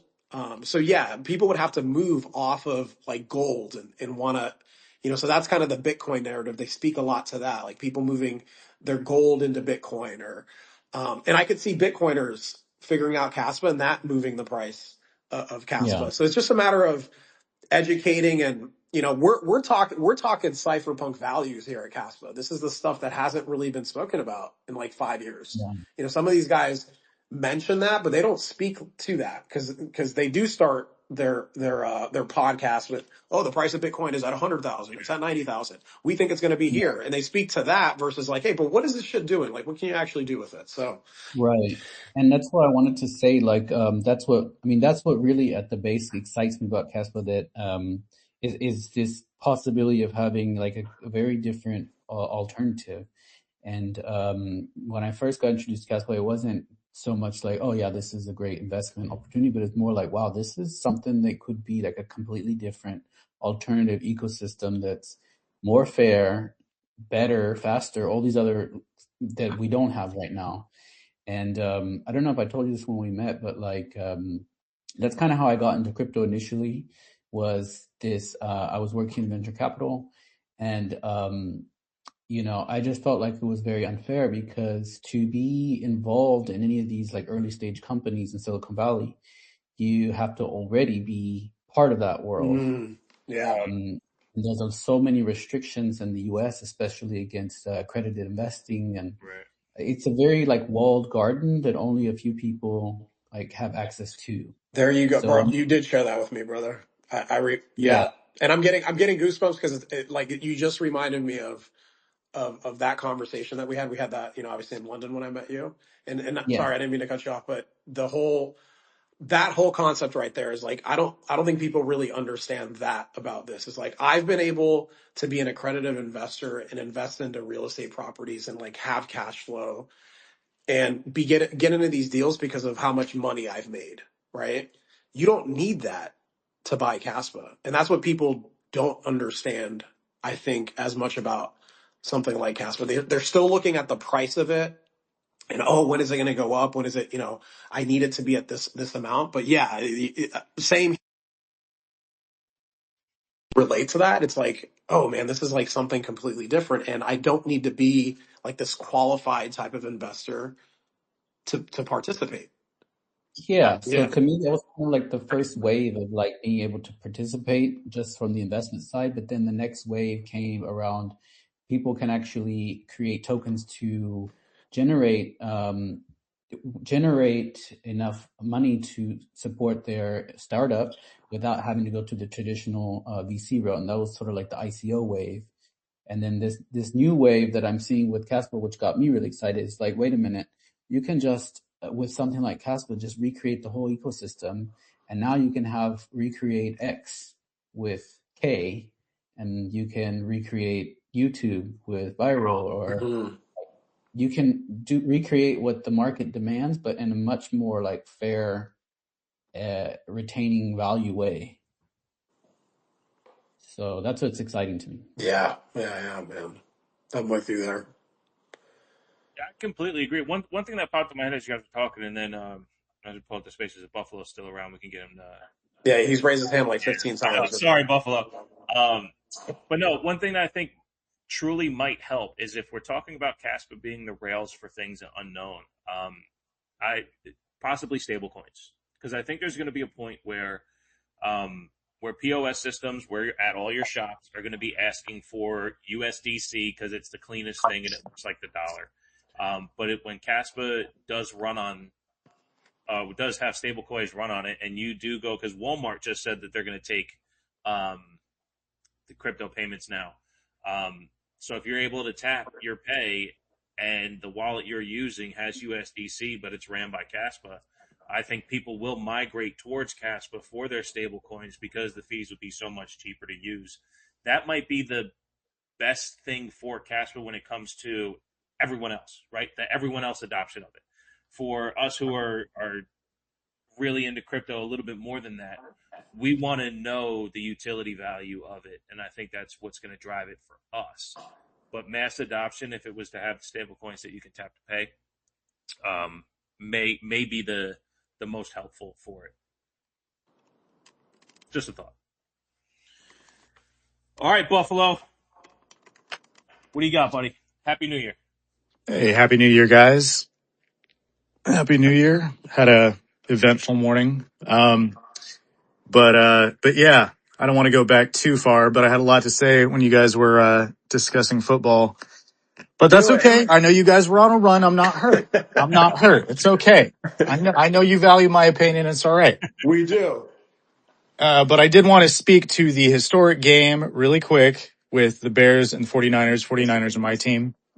Ooh, okay. I don't know if you guys saw it, but it was hands down the best game that I've seen in probably 4 years. So did you guys watch it at all? That's where Brock had that play where he rolled out to the left and like juked and like danced and twirled and then threw that touchdown to 44. That's I think so. Yeah. okay. Go ahead. Yeah, Well, I saw it. they tied it 7, 14, 21, 28, and 35. That is the first time that's ever happened, on a regular season game. Just pointing that out. It's pretty amazing. Yeah, to go back and forth like that is just a true test of will of gladiators in the modern day. Absolutely. 5 ties. 5 ties. I've never seen that. Sequential with touchdowns. Yeah, it's awesome. Yeah, it's freaking wild. It's a great game. Great game. But, anyway, Happy New Year. It's good to have you guys back. I'm digging this. This is good. I'm really hopeful for the future. This is looking, pretty interesting. What's going on with the news. I think that it's going to be a net positive, because I think what's going to end up happening is, instead of like finding somebody and throwing them into government and walking away, I think I think the USA is going to take a very big hand in controlling Venezuela. I think that's what's going to happen. I'm sure they'll have their democratic whole situation. They might hand it off, but we know how that happened in, Afghanistan and all that. So we'll see how this goes. But overall, it's a liberation of people. It's basically taking the oil away from China, which is, I think, that, and with the whole, voting machines going on with Maduro and all that. If you guys heard about that? Yeah, big election fraud with him for sure. Yeah, but Venezuela makes the machines that were in our elections. Oh, And they had they had the same when he won, it was the same linear path of when Biden won. So it tripped and did that. So I don't know. We're going to see what comes out of that. It's going to be wild. But yeah, I think it's overall a net positive if we're actually going in there and getting this oil and producing it. And then of course making Venezuela a rich country again, which I'm sure will happen. I think it's all positive. And I think that when we have cheaper gas, we have more production, we have more money income, and then therefore we have more money for crypto. So I think it's overall good for the markets. And I think this year is going to be really, really good for the markets as well as crypto because we're already seeing the movements now. Yeah, yeah, definitely. The sentiment's up from One that. thing, I agree one with thing I that. did see scrolling around on Twitter mid-December into the new year was people cashing out their losses on the Bitcoin dip and then getting back into it. So I'm sure part of the market adjustment, specifically in Bitcoin, was that that people lost when it was from 110 down to 80. So cashing out there and then getting back into it right after the new year would definitely Yeah. give that a pump as well. Other, Tax loss harvesting. it's absolutely. Yep. Yep. Yeah. I kind of had to do that, which I was not happy about, but I kind of had to. But I had to sell some Kaspa, just because, work's been so dead. But, I have my price target after taxes. I'll probably take that tax money and put it back into Kaspa. Right. But yeah, I'm hopeful. I'm stoked. I'm up on the morning. You guys know I trade. So I'm up this morning. It's looking positive. Yeah, I'm hopeful. And, there was something that Juan was saying earlier is, and as you as well, Bishop, we're talking about future tripping with your wife. Yeah. And, and yeah, it was a good reminder, kind of just be in the moment. Cause when I'm trading, I have to be like here, right? Yeah. So I have to be in the moment doing this. And it's actually helped me a lot with, just overthinking because I have an analyst brain. So like I'm always analyzing and I'm thinking about the future and all that, but kind of just sitting and doing this, uh, and staying focused and working on what I'm doing in the moment has been, kind of a life changer. So it's been profitable, man. It's been profitable you know, for my state of mind, for my wallet, for everything. It's been really good. I've been stoked on it. So, Awesome. so yeah, a lot of positive things and, yeah, staying in the moment, making money, making moves, taking care of things, taking care of the body, taking care of people around you. It's been all good. That's great, man. I'm happy to hear that, Buffalo. Everything happens from right here, right now. So one of the things I've kept saying, or I don't know if I came up with it yesterday, but I've said it a couple times to you, Bishop, is like execution of the moment. Like, hey, Bishop likes to say, well, what does that look like? What is it going to be down the road? And I'm like, well, I don't know, bro. What do we need to do right now? What's the next move? What's the move in the moment? So yeah, that's where everything happens, bro. That's where all the magic happens from right here, right now. So happy to hear that you're trading and doing your thing, man. Keep at it, man. It's good to see you. We haven't seen you in a couple weeks. Great to have you up here, brother. Yeah. Thanks, man. And I wanted to shout out really quick. I got my son's godmother is in the crowd, Bishop. Nice. CC Deep Blue. She's not gonna come up and speak. She's at the airport. Nice. But she's actually the person who told me, hey, I think before I really understood this, so this is like 9, 10 months ago, she's like, I think Bitcoin was Caspa's testnet. Oh, gotta She's love the it. one that brought that to my attention. So she is a Caspa holder. And a I genius. think and a genius, yeah. And that's we've been friends for like 20 plus years. And she's going to Vegas with me. Nice. Right, Crystal?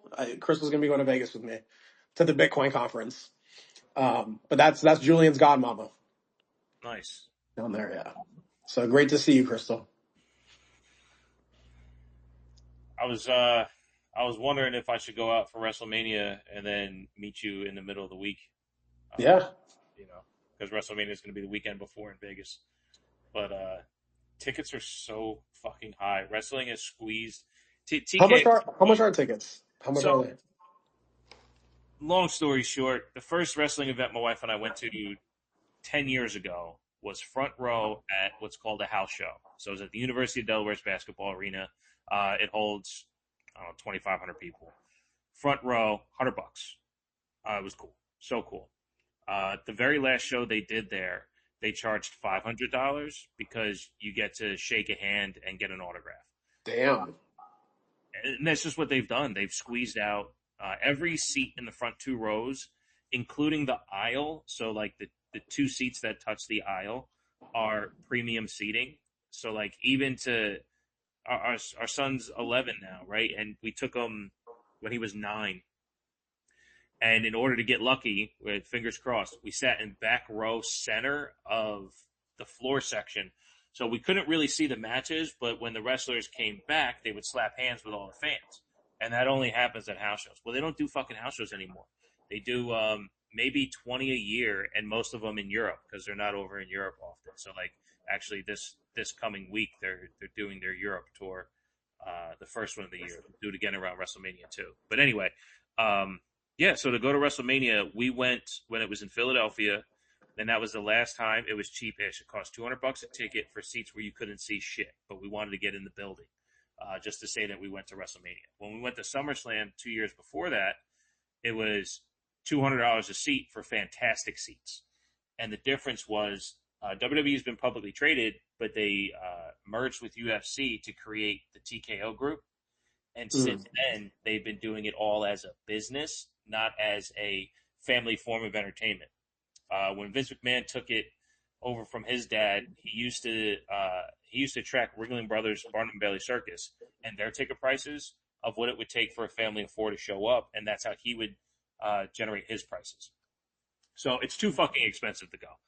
And now they'll do like a priority pass to WrestleMania. So if I want hotel, flight, tickets, and all that shit, it'll be like $8,000 a person.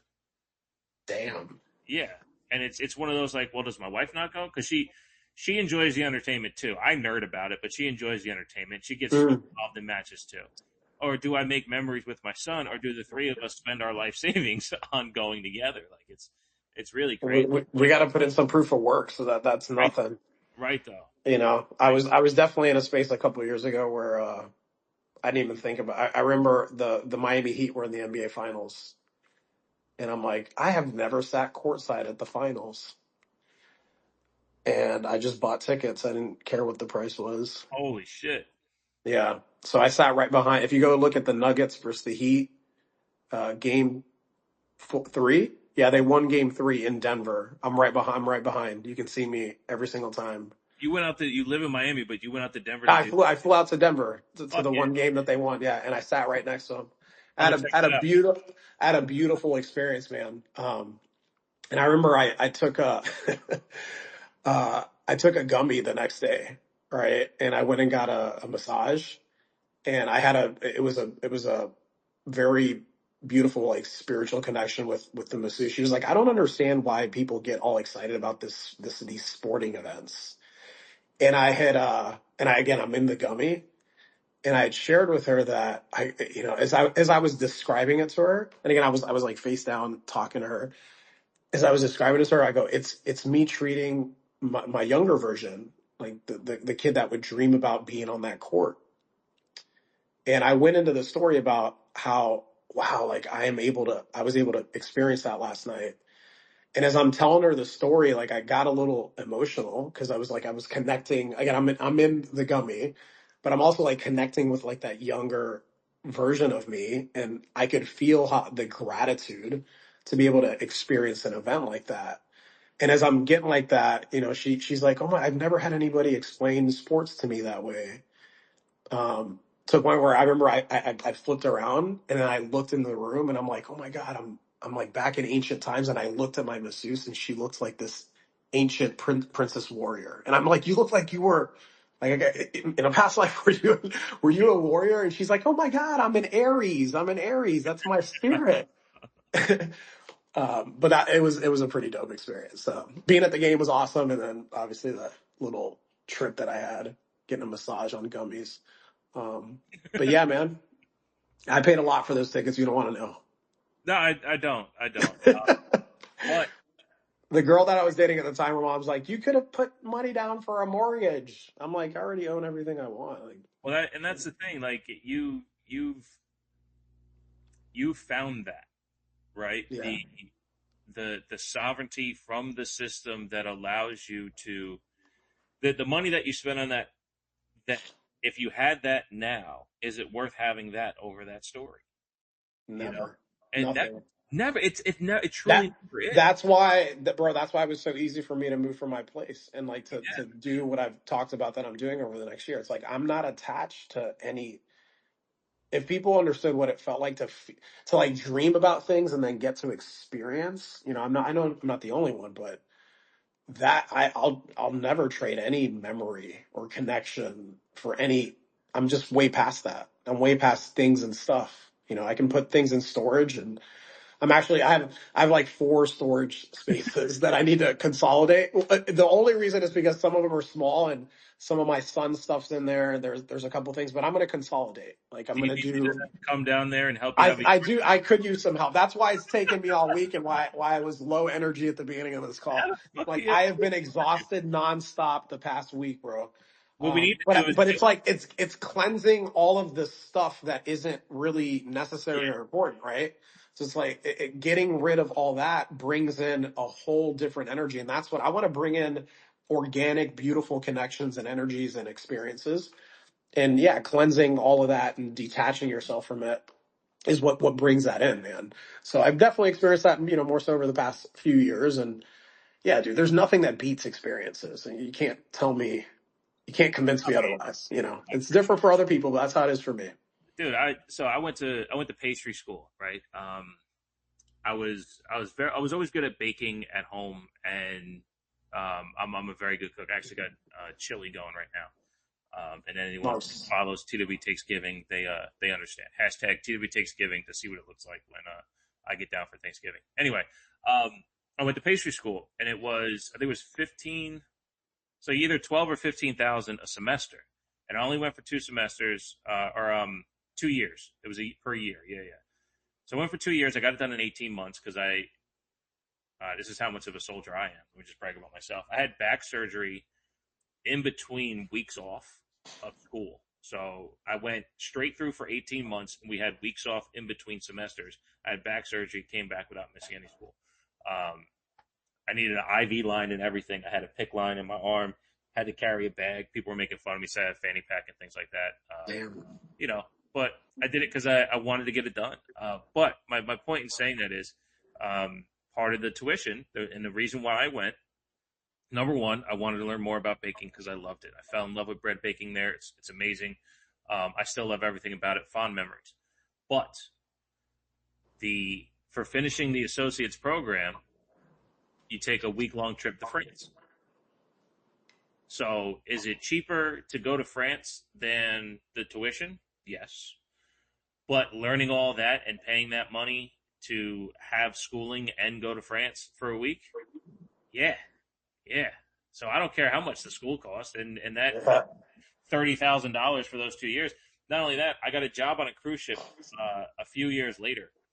And when you work on a cruise ship, you can't spend any money because you're basically working every single day. I worked 139 out of 140 days. So I called up my dad one day. I was like, "Hey, Pop, how much money do I have in my account, and how much are on my student loans?" And he paid for half my college. It was part of what we agreed on. If he would pay for half of school. He said, "You got X amount and X amount." I said, "Well, fuck it, just pay it off." So by 22, I got rid of my student loans. So when I'm hearing people for the last 20 years, student loan debt has been such a big thing. Like I don't sympathize with that because I found a way to pay it off because I put the proof of work in. I did what I needed to do, and I had support at home. My pop was Yeah. like, "Yeah, if you," he even said, "If you pay off your half, I'll pay off my half." So yeah, it was awesome to have that. But the reason for sharing that is I had all these experiences and I met some cool people, and one of which I'm still cool with today. And you learn these guidances you have from teachers with experience, just like going to work at a place somebody's been there for 35 years or what have you. Like you learn these things from these people, and I wouldn't trade that for the money ever, ever. I don't think college is a good deal, but It isn't. people say it's worth the experience. I mean, depending on what you go to school for, bro. But Yeah, it's. I mean, in my opinion, it's most of it's a scam. yeah. It's It's a part of the debt base. It's a part of the debt based Ponzi scheme, man. Yeah, So you were fortunate, right? Like you had, yeah. and I was too. I got all these scholarships. I went to a school that in the early 2000s cost 30,000. I went to a private school. I played football, but I didn't get football scholarships. It's $30,000 a year. And fortunately, I had all these scholarships, my life situation, all this, that most of it was paid. So I think at the end of it, I took out like a $10,000 loan. But then I sold Cutco knives, and I made a lot of money in the summer. And I was, you said you don't empathize with people. I didn't up until recently either, bro. I didn't because I didn't. I'm like, hey, you just need to go out there and make shit happen and work hard. And not everyone's built to go out and make shit happen. And Oh, for sure. like that's not how we're not all like that. So I think if people were more informed, I remember when I was in college, it's like when all these credit cards started popping up and people were like, oh, I'm taking out a credit card because and all I really remember was like, hold on, how does it work?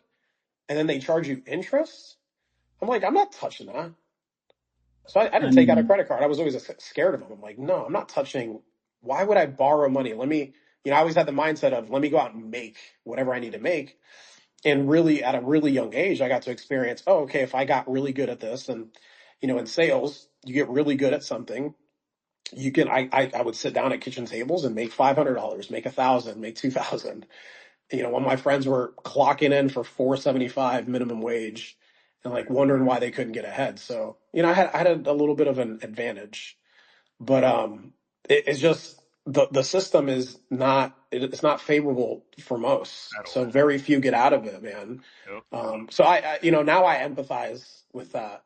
And Oh, fortunately, fortunately, I think that's what Bitcoin and Kaspa speak to. You move your people get lost in the nominal figures of it going down. Kaspa specifically down 70% over the past year. People look at that and I they think you think went like, on oh mute. shit, I'm losing money. But like, no, you don't lose anything unless you get rid of it. And if you live within your means, like that's what I'm doing. It's like I have a good amount. Like I can take a hit like that. It does it make things a little bit tighter? Yeah, absolutely. To me, that's just a signal from the universe of like, okay, get yourself in alignment. Like what's important? What do you really care about? It's never been about money for me anyways. So enough of it shows up when it's supposed to. So this is about creating and fortunately now, like trying to educate people on like a different perspective, speaking from life experience. Because man, it's not a fair game for most people, bro. It just isn't, yep. and we finally have an opt out. We've had an opt out, I think, with Bitcoin, and we have a better one now with Kaspa. So that's little by little, man. Like I always say, one conversation at a time. But Oh, yeah. we Go gotta ahead. find we gotta find empathy for people that don't know, bro. Well, Like I said sympathy, because I am or empathetic. sympathy. Yeah, yeah, yeah. No, I am Yeah. empathetic now, but during those conversations, I definitely couldn't sympathize with it because I Oh, couldn't I say didn't either. I didn't either. I was like, you're anything. lazy. You're Yeah, lazy. Work harder. but I was just saying I got lucky because without the job on the cruise ship, I would have never made the money in my Right. field to pay for the degree. Go ahead, Elliot. Yeah, I was just gonna say because I'm probably gonna hop off soon. That I sent you this deck that I've been working on to because I have your email Okay. one. So whenever you Sweet. have a chance to have a look at it. But basically, I was just sitting over the weekend thinking about Caspa, and I really like strategy. I was always into these kind of games as well, so it's something I'm interested in, but I just kind of was like looking at the higher level of like what's going on with Caspa within the crypto space. And then I just created this deck around like what are all the different levers that need to be addressed for Caspa to really reach this overall goal, which I think is reaching top 3 global currency. Um, and so, yeah, it would be great to speak about that maybe next week, just to see like where we can influence that. Love it. Yeah, I got it here. I'll send it to Bishop too, so he has it. Yeah. Yeah. Yeah, So I that'd be see it great. here. Yeah, I'll see it. I see it here. Yeah. Yeah. No, this is great. I love it. We talked about that. Bishop and I talked about like having more of a game plan.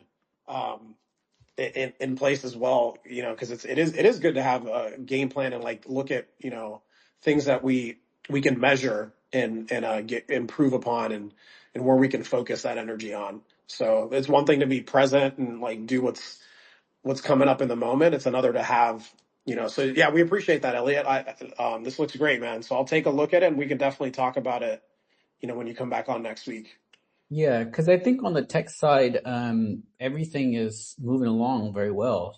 Like Eager Labs is doing their thing, Bprogs is on its way. I mean, I've seen like tweets all the time from Michael Sutton and Jonathan. Which little side note, by the way, because when you said like you dropped everything to go to the game, like I dropped everything to go see Jonathan speak because I was like, wow, Yeah. this is such a rarity. Like, Yeah. let me just go now because maybe one day this kind of thing is going to be really difficult. No, it's the same energy. I mean, it was the same for me, right? It's just like I've been in that energy for quite some time. So it's like if something pops up like that I want to be at, that was a big part of the reason why I was in London too, man. So yeah, Yeah, that's where life happens right there, man. That's where opportunity meets, your preparation, and that was a great event, man. It was awesome meeting you there and having those conversations with you, and great to have you on here, brother, and sharing yeah. your insights. I think one thing, I mean, I do have some regrets when it comes to crypto because I didn't really go like all in. I kind of bought into a lot of the narratives around like different things are a scam or this is like not worth anything. And like I jumped in and out over the years, since I got introduced. And so now I'm kind of like, learning from those mistakes as well. So when I learned about Kaspa, I was like, okay, just go all in, forget the risk, forget the. Love it. And then it's like with Jonathan, when I saw it, I was like, just go, because I learned before, when I had this opportunity to go see Vitalik speak on Ethereum, I was like, no, what is this? What is this Ethereum stuff? Like, I don't know. This doesn't, this looks Mm, good. So I'm like rectifying those mistakes now. there we go. Just the universe presenting other opportunities for you, man. That's what it Yeah, Yeah. is. as long as you're seeing through a clear lens, because I did that, man. I made a mistake, and I was like, I'm not going to make that mistake again, and I did it on another project and mistaked again. But it's because I'm very chaotic with my mindset, and it takes a while for me to truly understand things. That's why I've kind of like loved tiptoeing into Caspa because I've learned a lot about where my mindset is. Like my dad's had this one. He worked for General Motors for over 30 years. And I was like, you've never wanted to leave? And he goes, every conversation I had about leaving, I would just go until I say no. And nobody's made me say yes. So I left. So I do that. I've applied that not just every job I apply for, but everything I jump into now, I go until I say no. And there's been no no's in Caspa, right? The only thing I've said no is about putting the rest of my money in there because I am hesitant to be all in on anything. But what Mm, I've truly found with Caspa, as of right now, there is no. There just isn't. Like when it comes to what cryptocurrency is supposed to be, there is no. And not only that, it's growing to something we haven't seen yet. And that's crazy. So if they're able as developers and theorizers and implementers, I mean we have Lavendi and Casmi on here too, right? Who are touching the rails of Caspa every fucking day trying to build something and be stronger. Um, that's just not happening elsewhere, and it's actually not able to happen elsewhere. You Lavendi can't mentioned, put media anywhere else. If he did, it would be so fucking throttled and so expensive. No one would ever have the chance to use it. Casmi's doing the Lord's work trying to bring all the chains together, and I appreciate that about him. yeah. But he's fully aware that Caspa is the place where it is cheapest and fastest, and it's going to be stronger and all of that. So, yeah, man, like Caspa's only no's are the fact that more people don't use it yet, and that's just inevitable because the growth of what it's capable of doing is it's right in front of us. And Jonathan's future proofing. He's going to 100 transactions per second before we even need it, and that's crazy. Blocks. Blocks, sorry, 100. 100 blocks. You mentioned measuring, and that's actually a big part of this deck that I sent you guys because that's where I feel like there has been some improvement there as far as like cast stream, for example. But I think there can be even more like measurement because that's really important to see like what is the growth in across the board, like transactions, social media, trending topics, like everything, like, and being able to see like that over time. I think that's what keeps people like the high conviction is when you can look back and be like, wow, like it's just growing across the board, like developments and community. And it's kind of, that's a little bit fragmented now. So hopefully we can bring that together somehow. Yeah, yeah. I think this speaks to organizing ourselves more, right? It's just the decentralization part of this is a beautiful thing, but if we bring some organization and a little bit of structure to it, it only helps it. Um, and then measuring where things are, right, so that we know where we can go.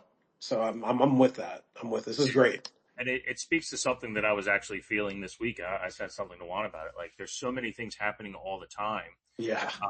that like my attention is fractured now. It's like I tried K Social when I had the chance, and then I had to go do something else, and then I'm looking at Casilla Messaging and Castle Wallets and Casanova and Crumpet Media and Casme's running a space, and I'm trying to touch everything, and in the meantime, I'm actually not learning anything. I'm not. So I think instead of, because I don't necessarily think as a community we're fractured. I just think there's so many things going on that we haven't been able to harness the true strength of maybe one project at a time to be able to support, right? It seems like everything's testnet all the time, and it's possible, but how many things can we truly give our attention to and help uplift if everything's happening all at once? Yeah, and we need to also give feedback too, because I think there have been some recent developments that are like, wow, really, really cool. Like, but like you said, testnet, like very 1.0. I mean, even with K Social, it's like a really great platform, but I tried to give some feedback on the onboarding or like the login, for example, because it's not so user friendly in my opinion. Um, if there was some, I could see somebody immediately like showing up and be like, I'm not going to generate some key. What is this? What is Right. this scam site? This looks scammy already. I have to generate some key or connect my wallet or something, like could have a better interface there. Mm. Yeah, and I think this also, this bit of the conversation that we're having right now speaks to another phrase that we say often in the Caspa community. We are so early, so early. It's just that the development doesn't move at internet speed like everything Caspa has been doing so far as a tech, right? Like everything Caspa can do is faster than how we can make it or how these other guys can make it. So I think we could do a service, and I'm excited to see what you put together, Elliot. We can definitely do a service to the Caspa community as a whole by giving our time and attention to something a little bit more specific, and then mess with the nuance, and maybe that's where the true feedback can come from. Because the other thing too about the Caspa community, so many people are humble, so many people are open to it. They love conversation. Um, so as much as possible, I mean, it's been mentioned by Lavendi, Casme, Juan. We got to have spaces as often as possible as a community, right? To keep these conversations going, to help these developers see what we see.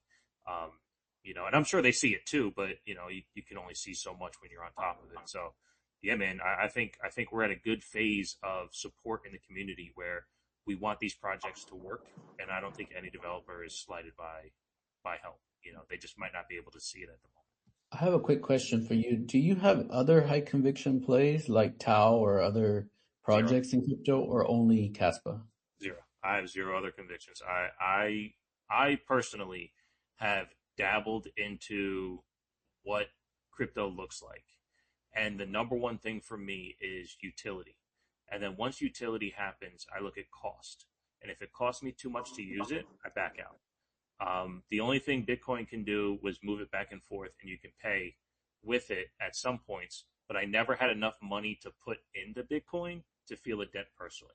I messed around with Ethereum for a little bit, and everything to do on there was so expensive that I couldn't even try using it. I had to put a shit ton in to be able to try to use it, and I wasn't comfortable with that investment.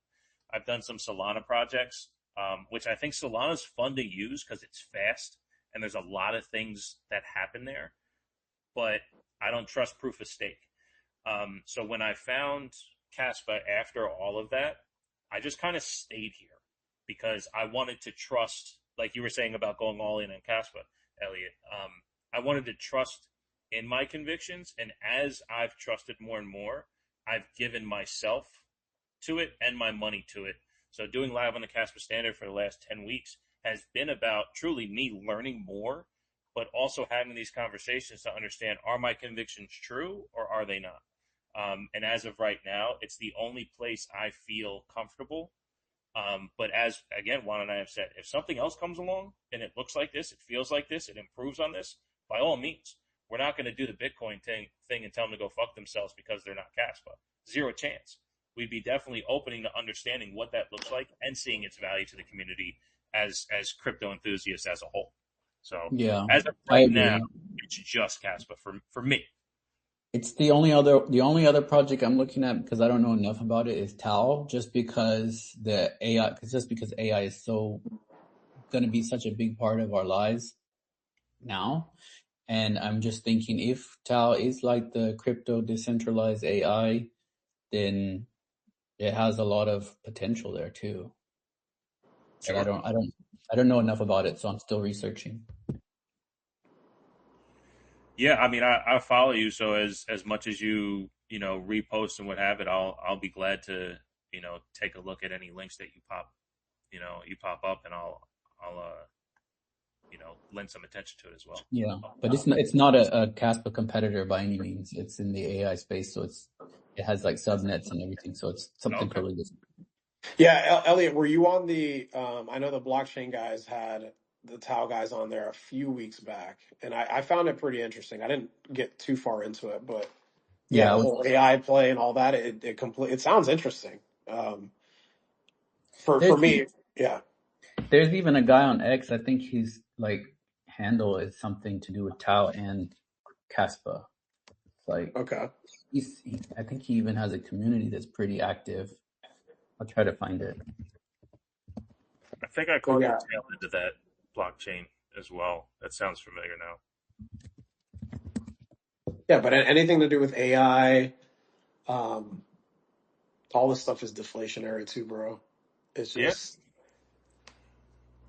that's yeah, something that you open my eyes on is the deflationary aspect of things, because it's the debt based system really fucking pushes you down with inflationary tactics. yeah. And then you get stuck in viewing the world from that Yeah, lens. yeah, That's where bro. That's where I think 99% of people still are. for sure. Like I don't. I think I speak to it, but I feel like I'm on an island by myself sometimes when I go. Listen, the fact that these protocols, so Bitcoin and Caspa specifically, they're decentralized, secure, bounded by energy. They have a set supply, right? Yeah, Bitcoiners say like there can only be 21 million, but that's based on consensus, right? If shit hit the fan, they may have a tail emission and add more. Um, and I guess technically that could happen with Caspa, but the fact that that's the basis of what these protocols are about, it literally flips the debt-based system on its head. It's Right. the complete reversal of it. And then, yeah, I've spoken to it several times, but when you hold these assets, like if you held Bitcoin from 2017 till today, like you are good. Yeah. Especially if you accumulated the way I'm accumulating Caspa. Like I know the same thing's gonna happen for Caspa. Right. I buy Caspa every day, bro. At least Yeah. $10. I do Because week. I like seeing the energy of like the $10 figure going to 200 and whatever how much Caspa buys, I'm and doing like week. my mind thinks those 200 Caspa, they're going to be worth $5 or dollar, $5, $10, just the same thing that happened with Bitcoin, because it's measuring the economic activity in the same exact way, but we can actually do shit with Caspa. That's where my lack of knowledge with Kaspa has always been, the inability to punch back with Bitcoiners who say that, right? Like, oh, well, you're just in it to get a bag. It's like, no, you don't understand that. Like, Kaspa literally does everything Bitcoin can do: better, faster, stronger, more secure. But also, you can do shit with it. Oh, well, holding my Bitcoin is using it. Okay, that's good for you, but that's also not how that works. Like, it's just not how that works. Well, it's interesting when they go, you're in it to get it back. Like, why are they into Bitcoin? Why are people in Right. Bitcoin? So They're unless worth they tell you, using. Yeah. Unless they give you the again, I reference Jeff Booth because he speaks differently than 99.9% of the Bitcoiners out there. Like he does talk about this repricing the entire world, right? And then I like one of his sayings. He says 8 billion people in service of 8 billion people. So it's like what would the world look like if we weren't out there trying to make this money that was being inflated away from us, and we could all work on our gifts and like Peaceful. actually give. Yeah, we would literally find our gifts and like be so much more productive. So that concept is pretty fucking cool, you know. And the thing, that the issue I have with what Jeff Booth says, he goes, the problem with Bitcoin is that if it does not become a medium of exchange, it will fail. So I remember going down that, and Yeah. it's like I don't see it becoming a medium of exchange. And he talks about it scaling in layers. We could get into that, but obviously that will lead into another 5 hours of conversation. But and if you're just open to those concepts and seeing what has happened with Bitcoin, and then seeing what Kaspa is and what Kaspa is doing today, without Kaspa scaling to 32 blocks or 100 blocks, it literally is measuring the same energy of the world. So you know, if I see that, I know that these institutions, I know that other people are seeing that, right? It's just that's not what's going to be talked about in mainstream. Right. In mainstream, it's going to be like the price of it. I had one Bitcoiner be like, if you guys don't have a Caspa, like one of my buddies, I think I might see him in Colombia, but he was like, if you guys need the number go up technology in order to attract and to get adoption, you need number go up technology. And he's right. Like in retail, that's what they're looking at. They're looking Right. at the price of this. Is it at, what do most people tell you when they're like, oh, tell me, what is it at? It's at 5 cents. Right. Oh, what do you think it's going to get to 50 cents? Some of my boys with a lot of money. That's what they ask. Oh, do you think it'll be 50 cents by the end of the year? Do you No. think it'll be $1? That's all I heard last year. And I'm like, I'm done. I'm done doing the price thing, bro. Yeah. If you're The not going to go deeper, then I'm done. No more. the problem with that is like the longevity, because I've seen this before. I saw this a few years ago when there was a project called Sandbox or Sand. It was like, they had a lot of promises around gaming, and the price did do very well during this rally, but then it went down and never really recovered, because when you looked at um, the actual usage, the adoption, the longevity, it just wasn't there. They had built a lot of partnerships and hype around it, but the like daily active users was not like what it should be for for a project with longevity. Yeah, I hear you with that. What like I'm curious because I've definitely tried to I've dove into the history of what else has been available, because one of the things that Bitcoiners do come with is like, oh, you guys are this cycle's whatever. Like you hear that quite a bit, but I'm like, what other and I know there was like the name of it's um escaping me right now, but has there been anything else that has been fair launch, proof of work, decentralized, obviously, bounded by energy because it's proof of work with a set supply? I think the comparison is always with Litecoin. Right. Okay. And Litecoin is a fork of Bitcoin? No, or no, it's not. No, I don't think so. I think you're thinking of Lightning Network. Yeah, I am. Yeah. But Litecoin didn't. Okay, and then that's where I go to with it. Not trying to just defend, but like to really look at it for what it is. Litecoin is it's like Bitcoin, but just faster Bitcoin because it's still on a blockchain, right? They lowered the block times I don't know from enough like about. 10 minutes to 2 minutes. It's still a blockchain. So why isn't that more valuable? You know?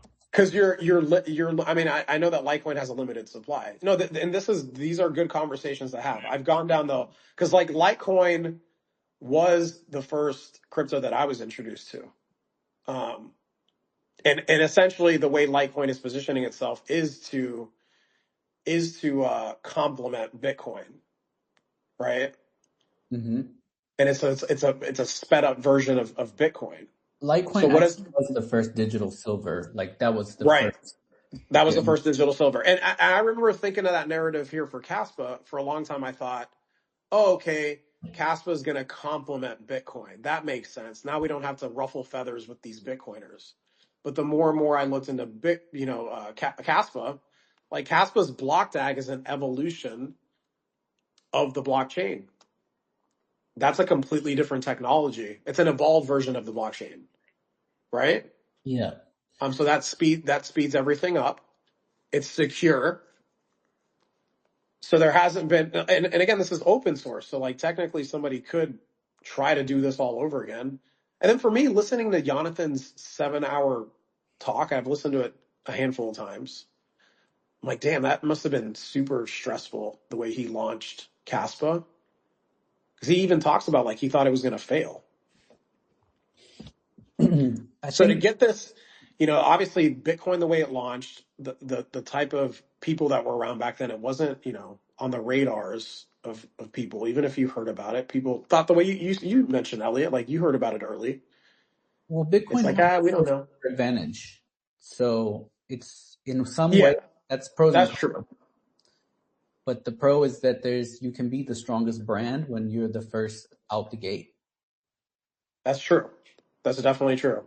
For sure, and That that's what we're seeing. I mean, if you watch the movie Air about the Jordan sneakers, you learn how Nike was about to go out of business as well, right? And they needed the ability to take over a Converse or an Adidas, right? They found their thing that helped them explode. Now Nike's the biggest shoe brand in the world, and they weren't first. So there's definitely a chance that the second, third, fourth, fifth out the gate, 50th out the gate, whatever Casper becomes the decides. biggest. Yeah, it But becomes. even if But often, even if often. Caspa does it, right? Yeah, go ahead. No, I was just gonna say, but even if Caspa doesn't become the biggest, it's like it's only a what is it, $1.4 billion market cap right now. Like that, anybody that understands Caspa, that is so undervalued. Right.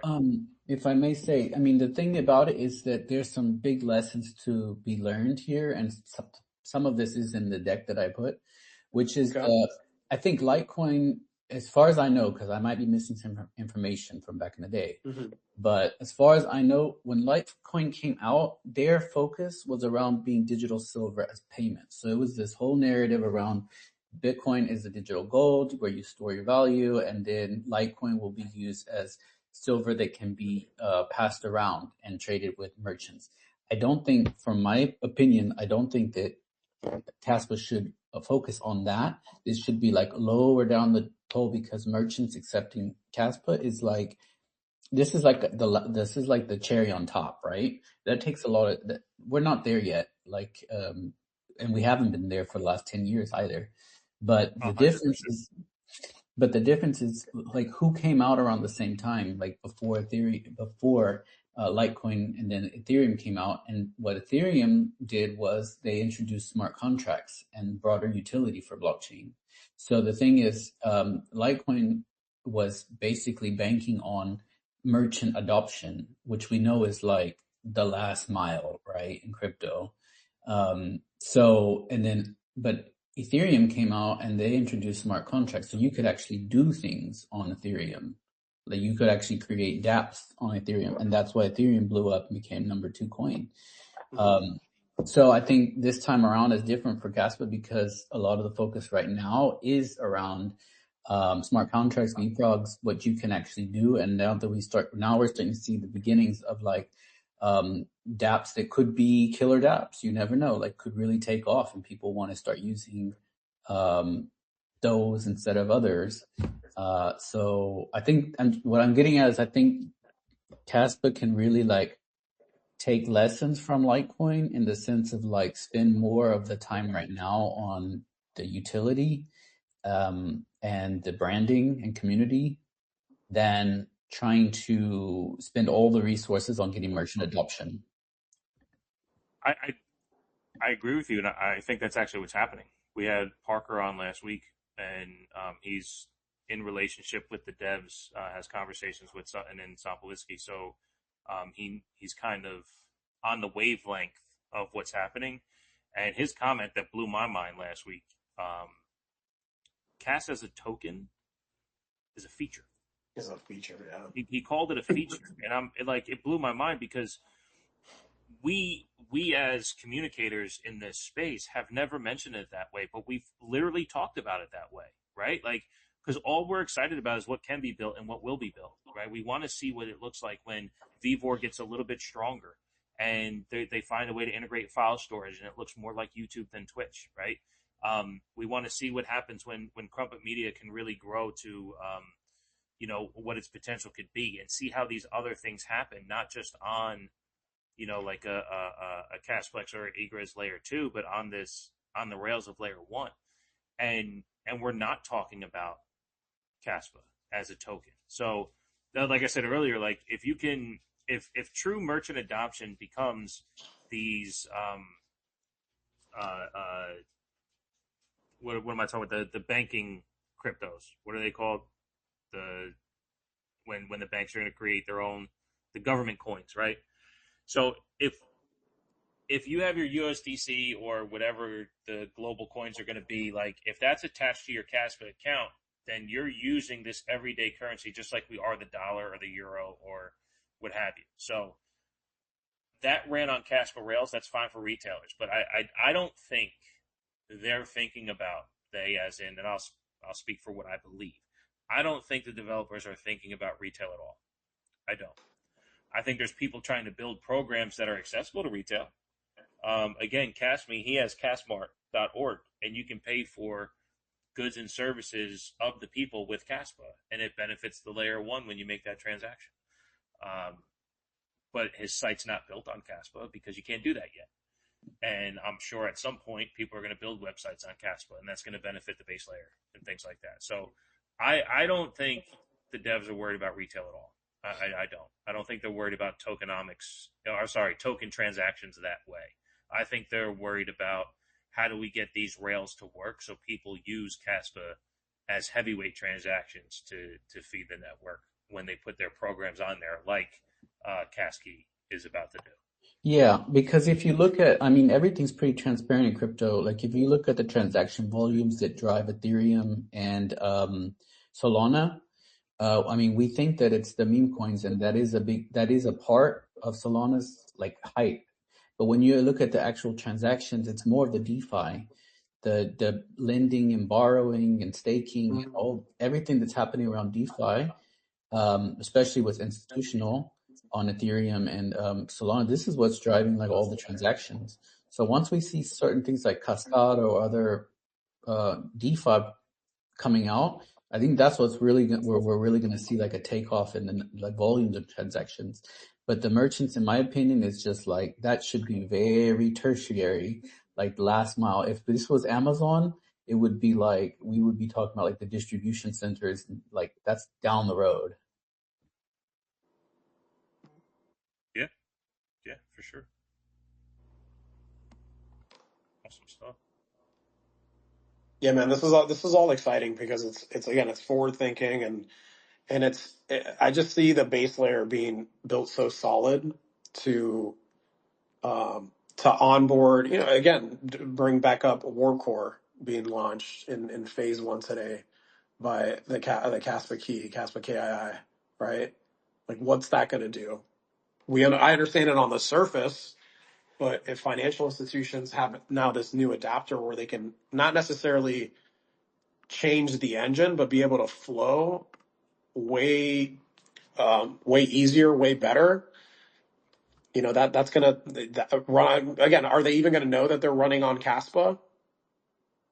And that's what we had Parker on last week speak to that, right? It's like, how can we make this really easy for people to use? And even Elliot talked about that, like mentioning K Social. Right. We gotta make this easy for people to use. It just reminds me of like other things that I've seen in the past where the first iterations were very like you needed to almost be a techie person to get it. And Yeah. then Right. future iterations became very like my mom could use it. Well, I think Yeah. that's something that I've underestimated about exchanges, because I don't want Caspa to go on exchanges, right? I think having custodial Kaspa out there isn't going to help its true value. But that's just an opinion. So like, I'm all for fuck Binance, right? Like, we don't need control of crypto in any way, shape, or form. That's just an opinion of mine. But where I devalue the exchanges is my mom can use it, my dad can use it, right? And it's already there as a proven utility. But if I tell them to, figure out how to use a Tangent wallet with the app and, download, Castle wallet, and I send them the Caspa and then they transfer and all that stuff. Like, that's more than saying, hey, that Kraken wallet you use or that crypto.com wallet that you use already, there's Caspa on there too. Why don't you grab some of that and then I'll show you how to transfer it into sovereignty, right? So having the exchange adoption would help, of course, and it will help people see that, like, hey, this thing is moving on these charts, and maybe that's something that will help get Caspa to the next level. But I'm not one that will ever root for it, even though I'm probably wrong. Yeah, I think it helps with onboarding people, bro. I mean, I'm not. I don't know if I'm here if Coinbase doesn't list Litecoin and Bitcoin. I mean, I didn't have a cold wallet until 2024. I had it on the exchanges. I had all my Bitcoin on the exchanges.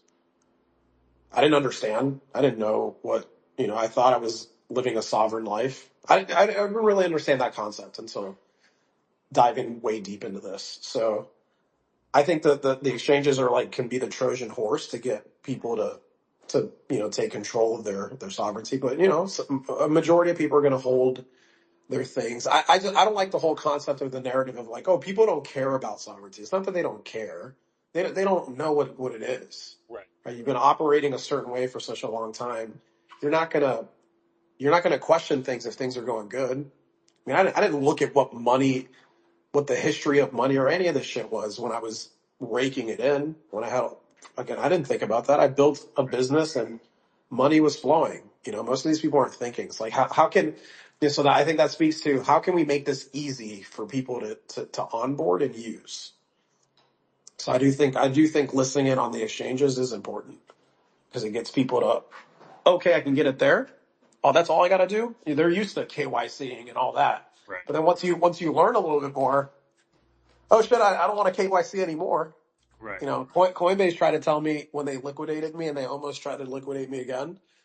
Oh, I shared it, right? Remember when I talked about that? Yeah. Where they asked me The 8 questions, detailed questions, and I'm like, nope.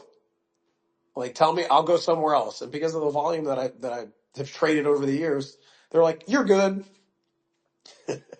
Yeah, But it's crazy. Well, and that's the thing. If I didn't understand sovereignty, the little that I do about it, I'm no expert, but the little that I've learned about sovereignty over these last couple months, I mean, what I mentioned earlier in the show about, me moving the money from my 401k to my personal account to try to get it to my business account, and what that's going to take. Like, people are just used to that. yeah, They have no problem wasting a month of their life to get that. And we talked about what it's like. We talked a little bit offline about it. And I mentioned a little bit on the show too, what it's like to have a 9-to-5 job as opposed to even the sovereignty of work, the way that you have as a salesman working from home, right? It's still hard work. There's no minimizing that. But like, when, again, my wife, she works, her shift is from 9 to 5. So her lunch break's included, but it's 8 hours. But she wakes up at 5:30, a part of getting the kid to school by 6:30, to then work out and do her thing. But from the time our son goes to school until she goes to work, that hour before she leaves, right? Like, it's all of this that she has to put in, and then give time, energy, and attention for 8 hours at work, and then drive home for a half hour trying to decompress. Might not be able to, right? Mhm. And that energy that she's using at work, is it 100% dedicated to the job? Is there enough things for her to even do for 8 hours? And that mental fluctuation, that steals from your sovereignty. But because she's in the system still, she's trying to do the best she can at that, right? So she can avoid less of those stressors. Yet she's still attached to it all day long. And in order to truly break through, it does take a certain perspective. It takes a certain amount of fiat if you want that lifestyle, right? Like, for instance, I'll be straight up. Our house is worth a little bit more than it now, but the house we're in now was purchased for $240,000, and we live on an acre. At the time, we could have bought something for $160,000 and lived in a townhome with no yard, right? But we wanted a life with our dogs, with space, a place where a kid can grow up in a neighborhood. We wanted these things. And these things are told to us that they're important, and they are, but for how big, how much, what lifestyle, right? You talked about it too, your reduction in lifestyle, finding out what's important. And it's not that it's the money that's important, and I don't want to speak too much for you, but it's the ability to be sovereign within your means and understand that you can live in abundance without living in excess. Yeah. And that's what sovereignty is, where it's true perspective on what am I living and breathing. Are you giving everything of yourself to yourself first, or are you giving it to those things that they tell you you're supposed to have? And it's a wild ride, man. It's a wild ride, and you look for Yeah. help that you can, and you just got to appreciate the people around you that help support that sovereignty. Yeah, man. That's why it's like, that's why I've appreciated our conversations, because I've been entrepreneur, sales, I guess working from home for such a long time. And this is why I have compassion and understanding. And I don't say, oh, people just need to work harder. They just need to go at it hard. Like the whole, the energy behind grinding, just making life so fucking difficult. Like I have to pause there for a second, because people don't realize like what they're doing. Like our bodies weren't designed for that. Like and it's just been 300 years of this debt base. It goes back to the money. If anything, I'm grateful for the lessons I've learned from all these Bitcoin videos, because it's like you go back to some of this stuff and you really understand what we're in. Just like we were born into the system. And you're essentially a debt based, no other way to say it, but like you're a debt based slave if like you're clocking in for a set amount that you need in order to live. Yeah. And it's like people don't know that. People feel it. People feel it, but like you don't really know that unless you're outside of it. Like the only reason I have this perspective is because like, oh shit, I've been operating, and it hasn't been easy. You're right. You spoke to that, where it's like, okay, shit, I feel like I need to be doing this and that. And then I come with, oh, just be present, just be here. Bro, I say that because I've been doing it for such a long time, and it's like I'm in that habit, but I have to go back to think like, okay, what was it like before? What was it like before this? And it was, thinking back to that, it was a struggle. It's not easy, because you get so comfortable, and being comfortable with what you think is like security, what you think is important. And but there's so much more to experience when you do have that freedom, that mental freedom, that freedom to know, oh, I don't really need that. I don't really want that either. I just wanted that because, oh, my surroundings and my environment says that's cool, or I should have that. So yeah, there's a lot to this, man. That's Yeah. why these conversations, we say this every week, but that's why these conversations are important, because Yeah. it's not what necessarily people are talking about. And you can literally, I speak to this, like you can literally free yourself by just shifting a perspective or trying on a different outlook to it. And you got to be open to that to begin with, because if you're not open to it, then okay, keep, if it's something I mentioned, I haven't mentioned in a couple of weeks, but my foster mom would be like, okay, cool. Like when I get frustrated or anxious, how's that working out for you? Would you like to try something different? And it's literally just a shift in perspective. Go ahead, Elliot. Yeah, I just wanted to piggyback on that. And I'll try to keep it quick too, because we already talked about a bit of this in London. No worries. And I think I think there is more to the universe than what we understand, or like this reality. And I know for myself, it was just so coincidental that like about 2 years ago, I was going through something like really difficult, and it was work related, right?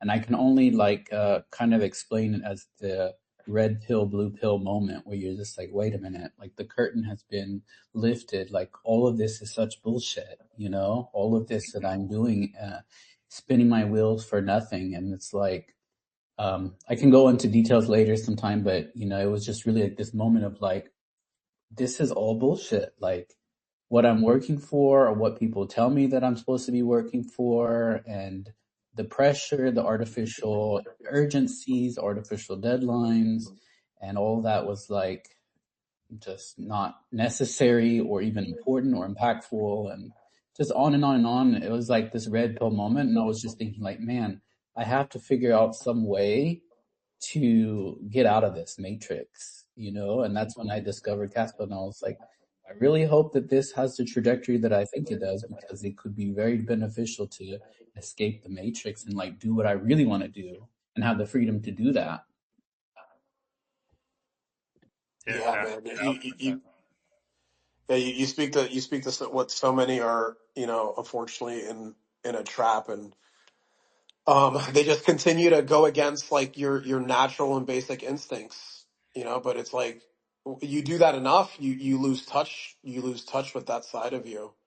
And I think it's important to always bring up and relate those stories, because like, people nod their heads when they hear that, Elliot, and it's true. It's like people just like, why am I doing this job? Like, why do I need this money? Why are my bills going up? Like, start asking why. And then, I mean, I don't recommend this, but I've let shit go a long time ago. I didn't give a shit. And everything was on the other side of it. Letting go of all the things that I thought were important, they weren't. Because like everything beautiful existed on the other side of not attaching myself to anything, you know? Uh, I was just thinking during this space right here, this moment of conversation. I've been working since I was 14, 15 years old. And the last 3 years have been really hard because I lost a really good job and I just couldn't find my place back in the workforce. And part of what Elliot was saying, I was trying to find my next purpose because my purpose was my job, right? My father worked for General Motors over 30 years, right? He built his pension, the whole thing. He was this guy at GM. That's who that guy was, right? And that was his purpose, to do that, because if he was that, he can give all of this. Our generation is not going to have that. Fuck, our Mhm. kids' generation definitely ain't going to have that. But what I'm getting at was, over the last 3 years, trying to get back in where I can have that job that I thought was going to be my last job. And I said that at every interview. They're like, oh, what are you looking for? I'm looking for my last job. I'm 40 years old. I'm looking for my last job. I'm going to be 41 next weekend. I'm looking for my last job because I thought I needed a purpose, and that purpose was going to be in the workforce. Again, thank you, Juan, because I've sat in therapy and talked to the therapist, and they are a part of this system as well. And I love her. I'm seeing her Wednesday. But she's like, well, what's your purpose? I'm like, I don't know. I don't have a job, right? I'm a father and a husband. How do I provide, right? And then conversations with you, and I figure out what mental sovereignty looks like. It's applying for a job and not caring what it feels like on the other end. I sent you a voice note last night. Right after I applied for a job, my first thought was anxiety because of an offer that they may give me that would have to change everything that I've given to myself and my family over these last couple months. That's not how you should feel when you're looking for work, when you're looking to provide for your family, right? Like, and having that feeling is created by being attached to that debt-based system. Yep. Part of the debt-based system is your proof of work. You go to work for 2 weeks before they pay you. That is debt. You are in debt with work. And then they end up owing you money afterwards. They don't pay you every single day with your proof of work. You don't get a block reward after lunch, right? You have to go 2 weeks before they hand you a paycheck. And if you start at the wrong time, you might end up waiting 3 weeks before you get a paycheck. Like those things to me are so invaluable to decouple from, because look, I get it. I've been there, right? And if you're able to do the 9 to 5 and fully provide for your family and have mental sovereignty, but I'm not going to look it up, but I believe it's something like 15 to 20% of people actually enjoy their jobs, you know? And how many of those are 9 to 5ers? It's hard out here, man.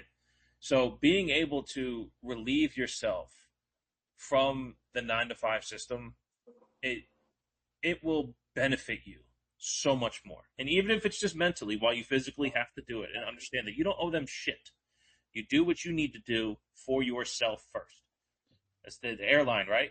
Plane's going down, you put your mask on before you help anyone else. I wanted And to. I had to get my mental sovereignty before I jumped into any form of work again. And I'm here forever, man.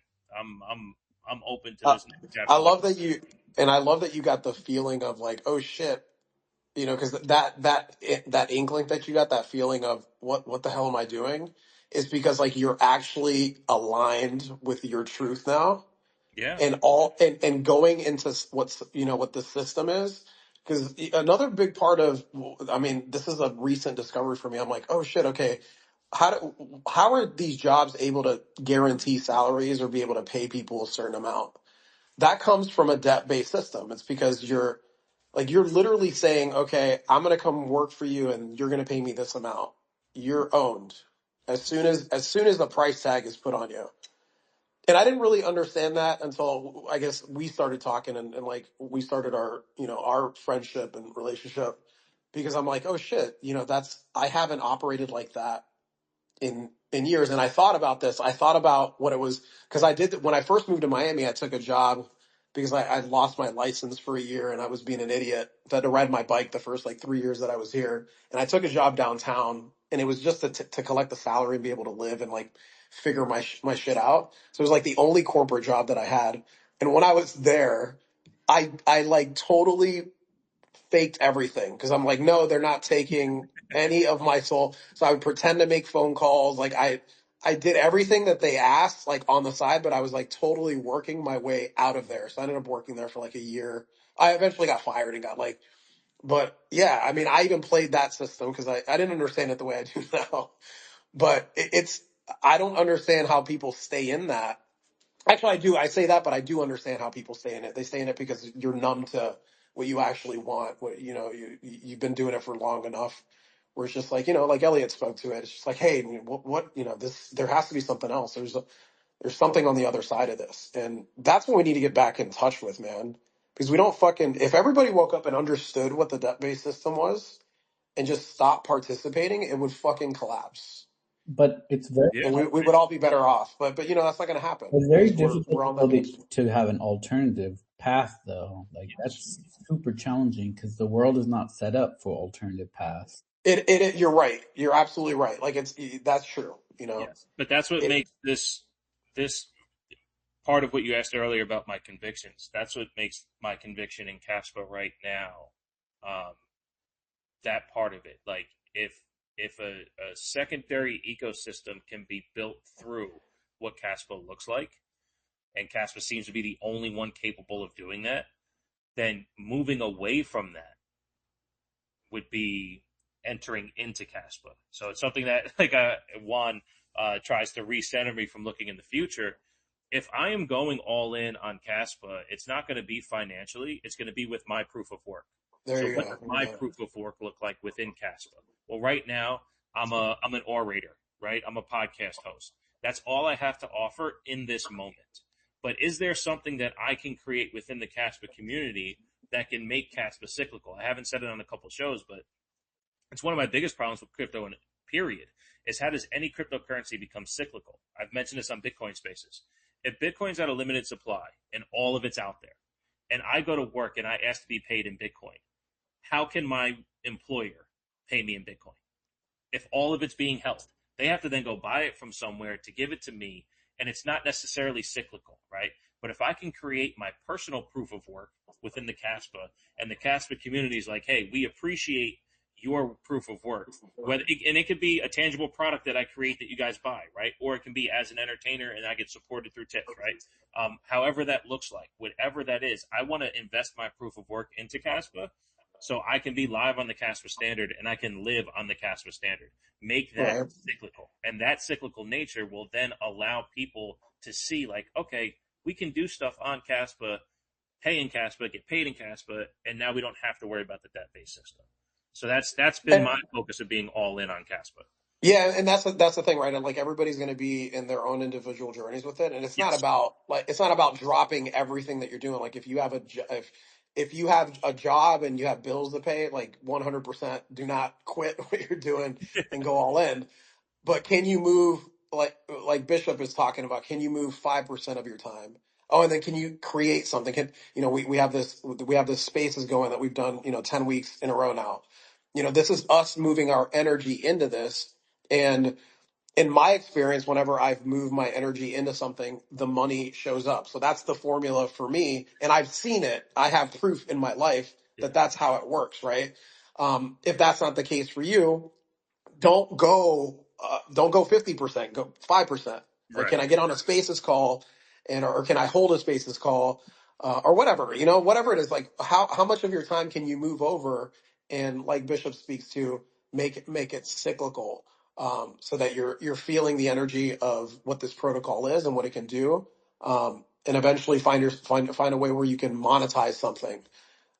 Because again, we are pretty early to this, and we're still building, and it's not a finished product, but there is an option now, and that's the beautiful thing that I see within what's being created. That's what I There's also a see, and I just think sometimes like I hope this is exactly how things play out, because the way I see it is like the analogy of Caspa being like the new fertile ground, like level playing field, or like that people can create on and retain much more of the value, because as I mentioned mm, before, like in the debt-based system, or if you want to start a tech company, there you only have until recently like one option, which is to raise funds from venture capital, which is very difficult to do, and a lot of times you need to have the right connections and or already be a serial entrepreneur. It's just like, and on and on and on. And if you know anything about that system as well, you'll know that like getting funding, because you'll see this like on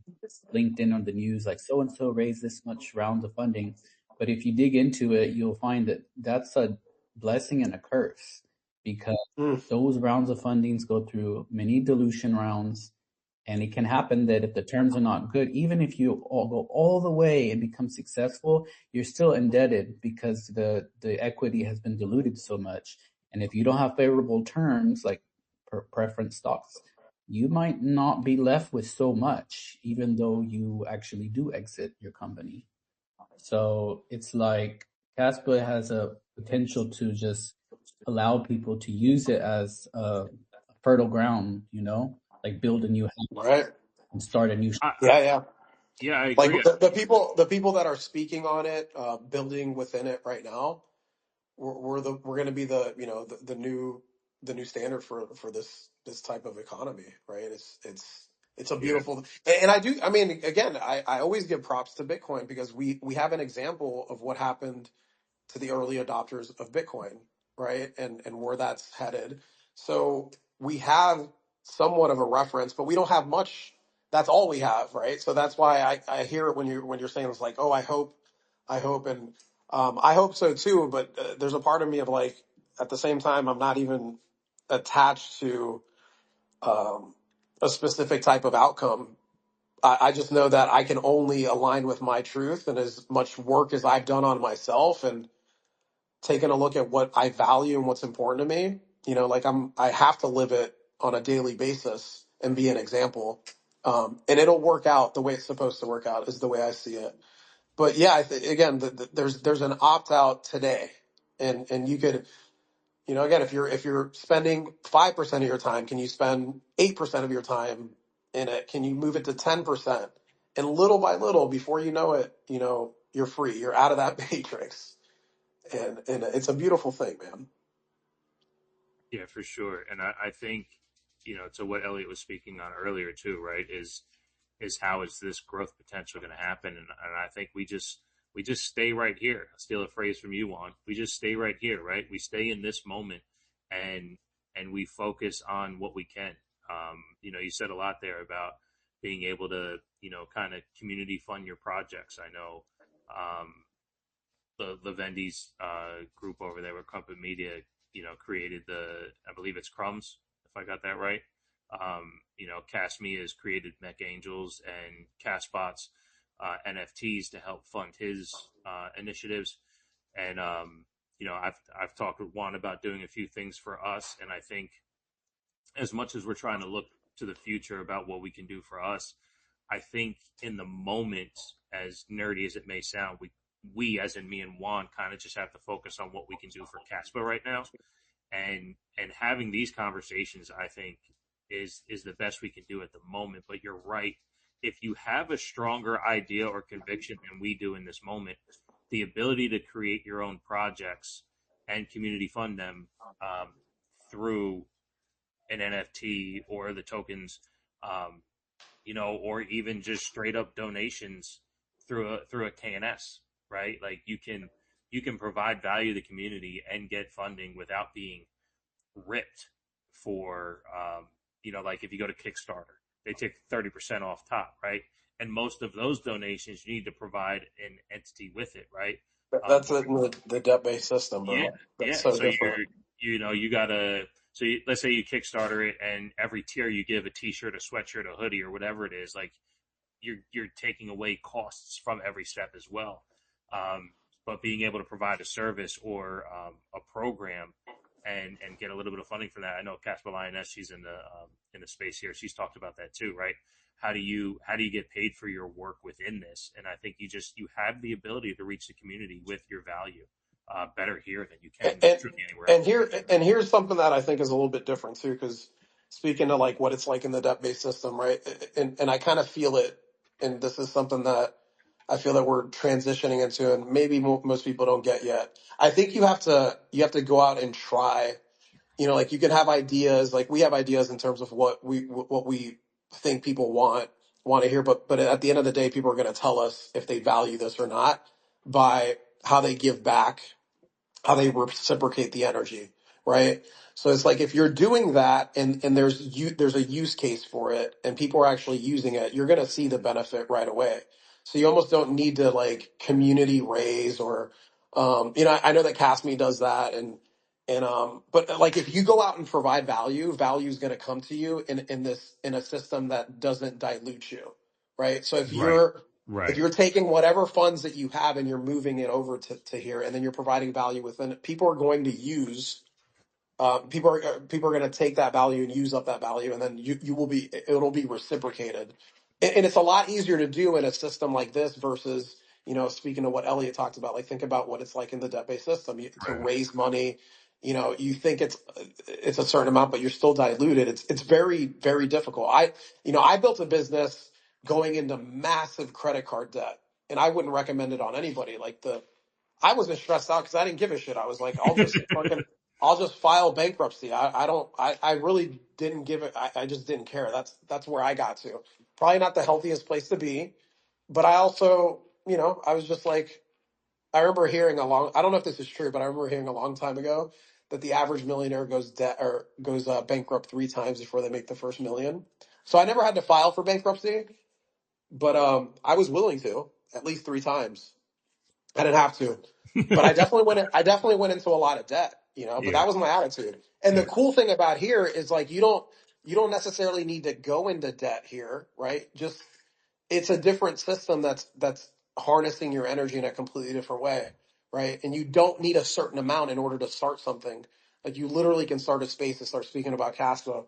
We just started talking and we had a little following and after the Bitcoin Kaspa debates. That's how we ended up connecting, Yeah. right? And it's like you can. We are so early into this that there's so much opportunity, and that's why I'm excited to dive into this deck that Elliot sent us because we need more of these ideas and us coming together. Because the more we can build, and this is the cool thing about it, it's like you don't have to be like this individual entrepreneur building your own shit. Like the more you come together and share ideas. This is an open source protocol. Like we'll all benefit from this and be able to build on top of this a lot quicker and better and find solutions for people. Go ahead, Elliot. I think also, so in my opinion, I think that there's going to be a tsunami of consumer or creators on Caspa. If if basically there's three main reasons that you'll see people move over to a new platform or adopt a new technology. And so one of that has to do with what you were saying, that there's a very low barrier to entry. You don't need to take on debt. You can already start building immediately. And now the barrier is even lower because you don't even need to be a developer with Right. ChatGPT, Lovable, and everything else. Like the AI can do it for you. So the barriers are very small, which means that there can be like a lot more creators building. So that's first of all. The second thing is the monetary aspect, which is you get to retain way more value than if you're a creator on YouTube or X or Twitch or OnlyFans or whatever. The platform is going to take a big chunk of your earnings. And with Caspa, that's not the case. It's the transaction fees, pretty much it. And then third, Blue Ocean. You know, anytime that there's ever been something come out like Vine or like any kind of new platform, the people who were smart and had the foresight, like, hey, if I go and get big on Vine, there's not that many competition like there is on this other Right. existing platform. Or Instagram came out and it's like, oh, the people that had the foresight, it's like, okay, this little small thing called Instagram, but if I go and get big on that and it grows, I am one of the first movers and I can grow with the platform. So I think Caspa has like all three of those components. It's just Yeah. of like getting the awareness. Yeah. Absolutely. I mean, like, I think you hit the nail right on the head, brother. It's, people that realize that are moving their time to this. And, yeah, there's so much opportunity here. I mean, that's what we're doing, and that's why live on the Casper Standard kind of stuck, is that we wanted to be, we believe in Caspa and what it already is and what it can be. That's fair to say, Juan, right? Oh, yeah. And as Juan has mentioned on this show a few times, like, it's important that we are live on Vivor, because Vivor is on the rails, the payment layer. So as I pay 1.2 for the stream, any tips that come along with it, that's all on a base layer. Okay. And that supports Kaspa and Kaspa's ability to be able to do something else, right? If Vivor is the inspiration for the more polished version of it somewhere else, then by all means, like, Kaspa Standard needs to exist. So right now they have a fantastic Twitch alternative. It's not quite YouTube because they can't harvest videos at the moment, right? But it's coming. And when it comes, guess what? This show will be live on the Kaspa Standard. And that's where we are continuing to be kind of, and it's not for being the big fish in the small pond, but it is for being supporting this network. So if we can be the best show on Vivor, we'll be the best show on Vivor, but that's up for you guys to decide. But Right. what we're gonna do is we're gonna be on Vivor. We will be there every week, and we will be presenting ourselves every week on Vivor because we believe in Caspa and what it has to offer. And what it has to offer right now is Vivor. Yeah. You And know, there can't be enough of these types of shows. Like, correct. even if people think they're hearing the same things over and over, we need to, by the way. So I look at it as friendly competition, man, and it's only healthy for this ecosystem. It's like the more, we talked about it on the spaces that we do on blockchain banter. It's just like the more and more people are willing to get on here and share their knowledge, the better off we're going to be, right? It's Yep. just like we can't have enough content creators. We can't have enough of these shows. The cream will rise to the top. That's the way it works. And it's only going to net benefit everybody. Like, we all hold Caspa. Hopefully this is a great show and people want to continue coming on and sharing with us. But at the end of the day, it's like, it's bigger than us. It's not about us.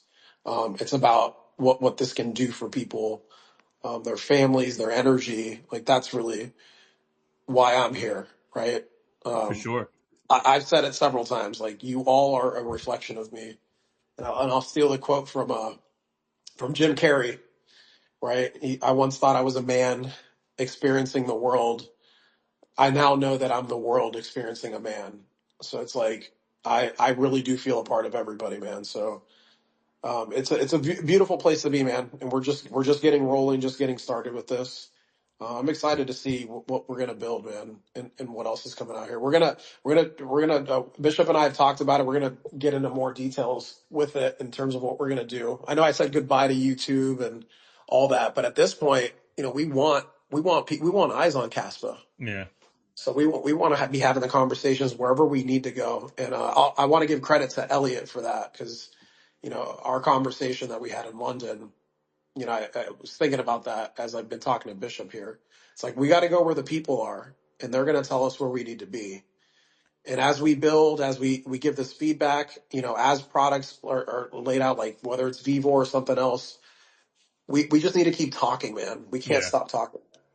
No, I agree, and I'm with you. I do appreciate that we started this foundation of Live on the Casper Standard as just Bishop and Juan talking about Caspa on Caspa, right? I think the first two shows were exclusively on Vivor, and I would try to make as many clips as possible and bring people over, and everything was messed up with the latency of the video and all that stuff. And I see Rosario's in the show. I shouted him out earlier for his node recommendation. Not he didn't recommend it, but he posted what he got to make a node, and I've been looking at those computers as well as what Silver did. But anyway, it wasn't the right thing. We tried to force a square peg into a round hole, and now I think we found our form.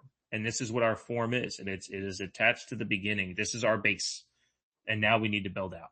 So as we build out, we will be. This is where we are, right? And people will meet us where we're at, right here. And this piece of who we are, where people are meeting us where we're at, we're going to take this and go meet other people where they're at. So we can't do it without keeping our foundation. So I'm glad that we spent 10 weeks trying to figure out the foundation, and now where we're going to grow. I agree with you, man. We do have to expand a little bit, touch from YouTube, and we'll see how that looks like when I finally acquiesce to financial system and I get the money to be able to get the upgrades on our side. We'll be able to play around with video a little bit more too. But right now, I think it's working exactly how it's supposed to, and it's working pretty damn well. We get a lot of community engagement, a lot of fantastic questions that just continue to spark the conversation. And that's all I've ever cared about when it came to podcasting, period. I'm not here for, I have my opinions, but I'm not here to tell people that they don't have theirs. I'm here for the conversation. I wanted to also say something kind of random. I feel like Caspa's like at the right place at the right time as well, because I don't know if you get this feeling. I'm in Europe, but in Europe also, in Europe also in the U.S., for example, it just feels like the sentiment that a lot of people want something new and different.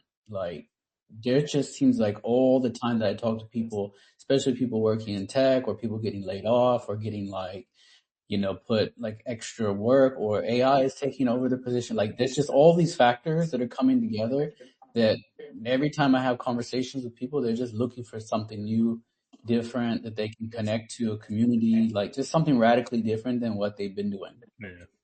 Yeah. Wow. Yeah, I think that speaks to not random at all, man. I think that speaks to what is happening. I mean, I feel this in the spiritual sense for me. I mean, as I practice my yoga and when I'm in that, I can feel I feel very aligned to my truth and what is needed in the world. And like, that's where I put myself. And I think that's why I'm here with Caspa. Um, and I think all the work that I've done, specifically over the past 7 years has me here because like I feel that, Elliot. I feel like a yearning for people to be like, all right, it's the same shit over and over. I'm fucking spinning my wheels here. Where can I find some alignment to myself? Like, where can I find my truth? And yeah, I think that that's what's happening with the conscious. Like the earth is becoming very conscious of itself and people just want to align to truth, and like, there's gotta be something more than just going after this money, buying a house, getting these things, there's gotta be more depth here. And I think people are trying to uncover those layers for I think a lot themselves. of people just feel hoodwinked, to be honest, because we were Mm. we were told to go to university and pay all this debt, Right. and then Yeah. that didn't like give us a guarantee at all. People were told, And it's getting and worse. It's people, getting worse, and man. just Well, I wait. tell you, This is the peak of the housing market. If you look at different models, there's a lot of models that are pointing to this is the end of like the 18-year cycle on housing too. So Right. I've seen that. if you're Hmm. underwater in house on your house price, especially like some places like in Florida, it's like that's gonna make you feel hoodwinked too. No, I spoke to this last week, Ellie. I mean, and that's why I'm like, yeah, I'm cool with throwing everything in storage. I'll stay in some Airbnbs. I'll sleep in my car if I have to at this point. I could totally get a place, but it's just like, I don't want to. I don't right? want to like attach my energy to that, especially here. You know, my son and his mother live in a really nice place here, and I'm cool with supporting that because my son's going to the school that isn't a part of the system. It's completely outside of the system. But yeah, man, I just wonder how people are making it happen here, where a 3-2 home built in the 1990s is over $1 million, like here in Miami. It's ridiculous, and like they're it's nothing special. Yeah. So No, I mean, that's kind of been my business for a while. Has been the real estate of it, and it's not. It doesn't look good, but we bought in 11 and 14 right after kind of the fix of 11, 14, and 19 is when we bought. So we have three to help pay for all three, right? As in having rentals, but 19 was the crux, and as interest rates dipped, prices went up, pandemic hit, and now people went backwards on mortgages because they were trying to lower their payments, and now something that cost them 300 now cost them 350 because they were trying to refi out and ended up in a better spot. Like it's really bad. Now, for someone who's continuing to invest in real estate, will that be good for me going forward? Maybe, but I'm also one of community. For instance, as you guys were speaking, that's what was coming to me was the longing for community. You know, we were talking earlier about the 9 to 5 of it and the weight that it brings on you. But have you ever been to a birthday party on a Saturday? Right? Everyone's so light. Everyone's so lifted. Everyone's so yeah, free, and you can experience that every day. I was gonna being say yeah, being like that what? light, being that free. Like you're not sitting in your office under the lights. You're not again attached to the traffic and all that shit. Like bro. All right, so perfect example. You were working from home for X amount of years, right? My drive in 2019 to work was I think it was 18 miles 30 minutes in 2019. In 2020 it was 17 minutes and 18 miles because no one else was essential going to work.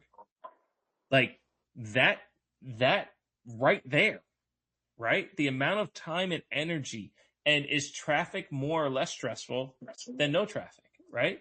Like it's that type of need to be in that, like it pulls you away from what's important. That Yeah, community energy, having that community energy like a Saturday birthday party is crazy. Imagine if you had that every day. And not Brett, everybody has that opportunity. Not I'm everybody has that realizing opportunity. I'm realizing how much of an asshole I must have sounded like when I would show up to these.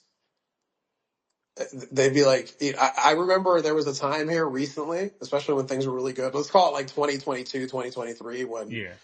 Things turn around a little bit. things were hot and popping for me. Yeah, yeah. I was like, yeah, what day of the week is it? Like, I don't know. I would literally be like, Saturday's like a Wednesday, Wednesday's like a Sunday. I mean, they're all the same. I know football games are on Sundays, but man, how much of an ass I'm must I sure have when you sounded? left those rooms, there was a little bit of fuck that guy.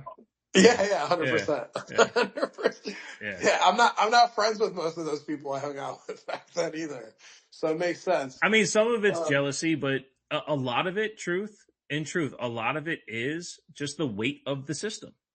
Like it has yeah, nothing to do with you. It's just I the didn't know weight it of the back then. system. Yeah. I would never walk in. If Yeah, people didn't I'm feel sorry. so down, they would never want to punch up. You Yeah, know? it makes complete sense, bro. I would never walk into a party and speak like that now. I'm so different. Yeah. Again, I've shared that. I've gotten. I didn't speak to my brother for 3 years. I have two younger brothers. I didn't speak to one of them for more than 10. The other one for more than 3. Their dad, who's the dad that I grew up with, I spoke to him as little as I could just to make sure that him and my mom. And, this past year studying all this shit, man, and really, again, having more compassion for it has just got me in a completely different energy. And, it's the only reason I'm really fucking on this social. I didn't have social media Right. for a couple of years. It was beautiful. So, but this is different, man. This is shit that people need to hear about and understand. I kind of want to Um, one day, when it's possible, try out one of these communities like in Thailand or something. I don't know. I don't even know if it's my vibe, but I'm very curious what it's like just to be in a place that's like way cheaper, like where the money goes ooh, further, and you're speaking my yeah, language. and you have people that are more spiritual and like Oh my god. drink, like just I'll go with you let's for do a it. week and experience that with you, bro. Like I'm being for I'm real. being for real too. I just need I'm the money and the time.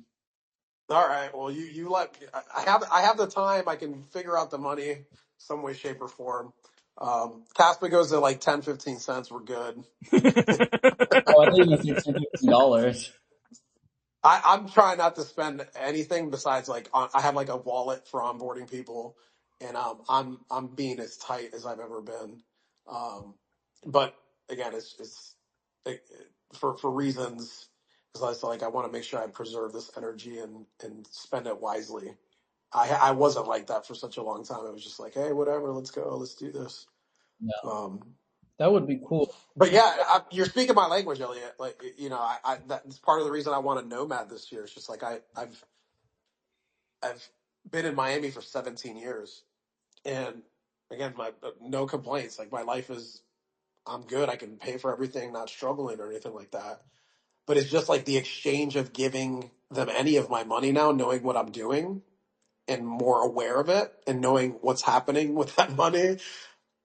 It's hard. It's hard to pay for things, knowing what's going on. It's like no, I'd rather throw it all into Caspa and just hold out, wait. I'm going to Colombia next week. I mentioned it earlier, Oh, but without Panama. I'll be. Well, I have family in Panama. I've been there way too many times. So I'm going to Colombia. Okay. Be around some friends and family. I do have family there too. Yeah, that should be cool. I mean, this is like on my bucket list, basically. I want to have this experience because I heard so many friends have these amazing experiences, like in places like Colombia or Thailand or somewhere with the beach and sun and like not so expensive life and Yeah, just like more yeah, no, people. yeah. I mean, it's actually. I'm going to. I'll come back to Miami because my son is here. But the amount of money that I'm going to spend this upcoming week is, yeah, like I'll spend that in like 2 or 3 days here in Miami. I've even thought about moving to So Miami, but I don't know it that well, and I just maybe we can have a separate conversation about that. yeah, yeah. Miami's cool to visit and have some fun. It's not like a Columbia type, like the places you're talking about where your money can go a lot further and you can really experience, the culture, the people, the food. It's, Miami, you gotta be freaking loaded to come and really experience it for a while. Um, and it's like that in all the major cities in the US, man. So It's yeah, the there's just, worst. Yeah, it's the worst part about trying to figure out the system is making sure you can live in the right place. Like, I grew up in New York, and every time I cross the border back into the state, I feel home. I breathe the air, and it smells like my childhood. I go to my hometown all the time, and I feel home. But I live in Delaware, and I'll never move back to New York because I can't afford it. It's mm, grass and gravel. I'm not even from the city. I'm from 25 minutes north in Upper Westchester County. Like there's there's no reason I can't afford to live up there except for the fact of the name of the state. And because that's the name, it's incredibly popular to be there, right? wow. Like people who wanted to live in a city that can't, they push themselves up the line in New York to say that they still live in New York but can still work in the city. Like the state's so fucking big that even if you want to live upstate, like you might be able to get something to say you still, but that's not where I'm from. So I can't go back to where I'm from because the infrastructure there, I would have to go so fucking deep into the system to try to make so much fucking money just to live there. Zero chance. The house I'm living in now would be worth 1.2. in New York. At least Insane, bro. fourfold of what Yeah. I bought it for is what it'd be worth in New York. And good luck where I'm from, even where I'm from is like it's a regular suburban area, but there was no acre plots. Like you got a half acre max, and that had fucking trees in it, like nothing. So like I'm good, you know. But even in this particular ecosystem, Delaware has its own challenges too. I worked for a company based out of California, and he was like, "Well, do you know like the GDP of your state and all this shit?" And everyone was standing around me. I said, "Look, this is how Delaware works. You either make it or you don't. And if you have a middle class job, you're going to live middle class no matter what." So what do you mean? I said, you can't break through. You just can't. You cannot break through from the middle class. And the guys looking around me, they're just nodding their head. I said, do you have a side hustle? Do you have a side hustle? Do you have a side hustle? Every single person, yup. Because however it works here, there's no state taxes when you go to the dollar store. Everything's $1.25, right? Like there's no state taxes here on retail purchases. Yet for some reason, the cost of living around here doesn't allow you to save and break through to upper middle class. You are what your job says you are, and that's it. It's fucking crazy. So we have side hustles, right? My wife works. I don't, because we have real estate investments. If I was working and saved better money, then yeah, we'd have more real estate events and eventually not be able to work. But without that, we would have to downgrade into a lower middle class home in an area with worse education for our kid. Like that's how Delaware works. And I'm sure a lot of other states work that way too. We can just do it cheaper here. You know? Yeah. It's crazy. But my hesitation was some place like Miami. I've only been once, but it's like when I've been to LA before, I'm just concerned about being around like such materialism because Oh yeah, that's what you're going to be around, that bro. plays on your mind. I mean, I get there's some spots. I mean, the touristy spots are like that, but there's like there's some places where it's not like that in Miami. Just like I'm sure there are in LA, but the majority of it is very pretentious. That there's a lot of that here. I'm checking in the chat right now, and I think we're all headed to the destination of Rosario. He says, I'm currently developing a rural cultural project based in Sicily, rooted in land, community, and lived experience rather than abstraction. The project takes the form of a rural cultural camp focused on digital detox and collective creation, inspired by UNESCO principles on culture, community, and sustainable development. Play, connect, and create.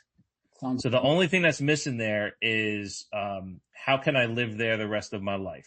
I would love to do that. That sounds like home. Hell that sounds yeah. like home to me, bro. Is this And like I'm Italian. Palermo or like more Palermo or more Catania? I don't know. It was in the comments. Oh. Rosario is more than welcome to step up and let us know about it for sure. Yeah. But yeah, actually, I don't know, bro. It's been 3 hours. I think I'm running out of gas. I don't want to stop the convo, but if Rosario has anything to say about that, he requested. He did. All right, Rosario, Happy New Year.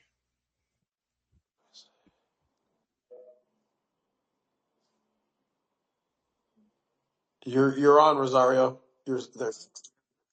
We hear you now. Yep, we got you. Happy New Year, brother. Yeah, I don't want to be too long here, but yes, I already I'm thinking about something already a few years ago. I wrote this project, but now that I am in Kaspa community, I would like to mix the two projects, put Kaspa inside this project, and obviously you are all welcome to come and live on this land. It's going to be a small village of artists and friends, because I don't want to be a old man alone on the land, I'm in. Where is it? Do you know where it's going to be? Yeah, I know. It's my family. Okay, my parents, they passed away 2 years ago during COVID, 3 years ago now. And my father led me 40 hectares of land, beautiful land. Goodness. Yes, it's a national park. It's 10 kilometers from Cefalù, which is where you have all the best hotel, like Club Mediterranean, Wow. beautiful sea. But I'm like 10 kilometers on the land, so it's like we are 400 meters from the sea level. And it's more like Palermo than Catania. It's not Palermo. It's like 60 kilometers from Palermo. It's actually I grow cow on this land. I grow veal for the meat. And just to tell you, my veal my cow are like they are like the happy cow because I don't make milk. I just leave them on the land, and they are totally free. And I never experiment any robbery. How do you say that? Nobody stole my cow, and they are alone on my land. You know, Wow. I live in Yeah. Switzerland. I have somebody to take care of them on the land, but I'm not a farmer. I'm not going to be a farmer in Sicily. I want to transform this land in of course we're going to have animals, but this land will be more for cultural activity, because if you go to Sicily in the rural place, there is no more theater, no cinema, nothing like PlayStation, play game, or there is no nothing for young, you know. So I already did this year. I made like 2 miles of side path. You see, like this, you know, like you can go run, you can go with your bicycle. And on this path, I'm gonna do a land art. Like I have some friends, they are already cooperating. We're gonna make some sculpture along this path. It's gonna be an open land art. On this place, the next step is to create this play connect and create camp about art on the living together, like a game, like if there is a problem today, so how can we resolve this problem as a team? You know, I'm open to make a group. You know, my English is so bad, you know. Habla español. Hablo italiano. Italiano, okay. It's Okay. Français. close. It's close. You know, there's interchangeable words there. Or But French. But, Français. Français, ouais, ma première langue. My first language is French. Then my family Oh, is from okay. Italy. yeah, You know, in I Europe, used to speak. I used to speak French. I took 5 years of it in school, and no but mas, yes, no just mas. to finish, I'm just gonna keep in touch with Juan. And I already told you, I opened this internet site already. It's called Kaspa, kaspacamp.org. That already exists. It's made for this project. And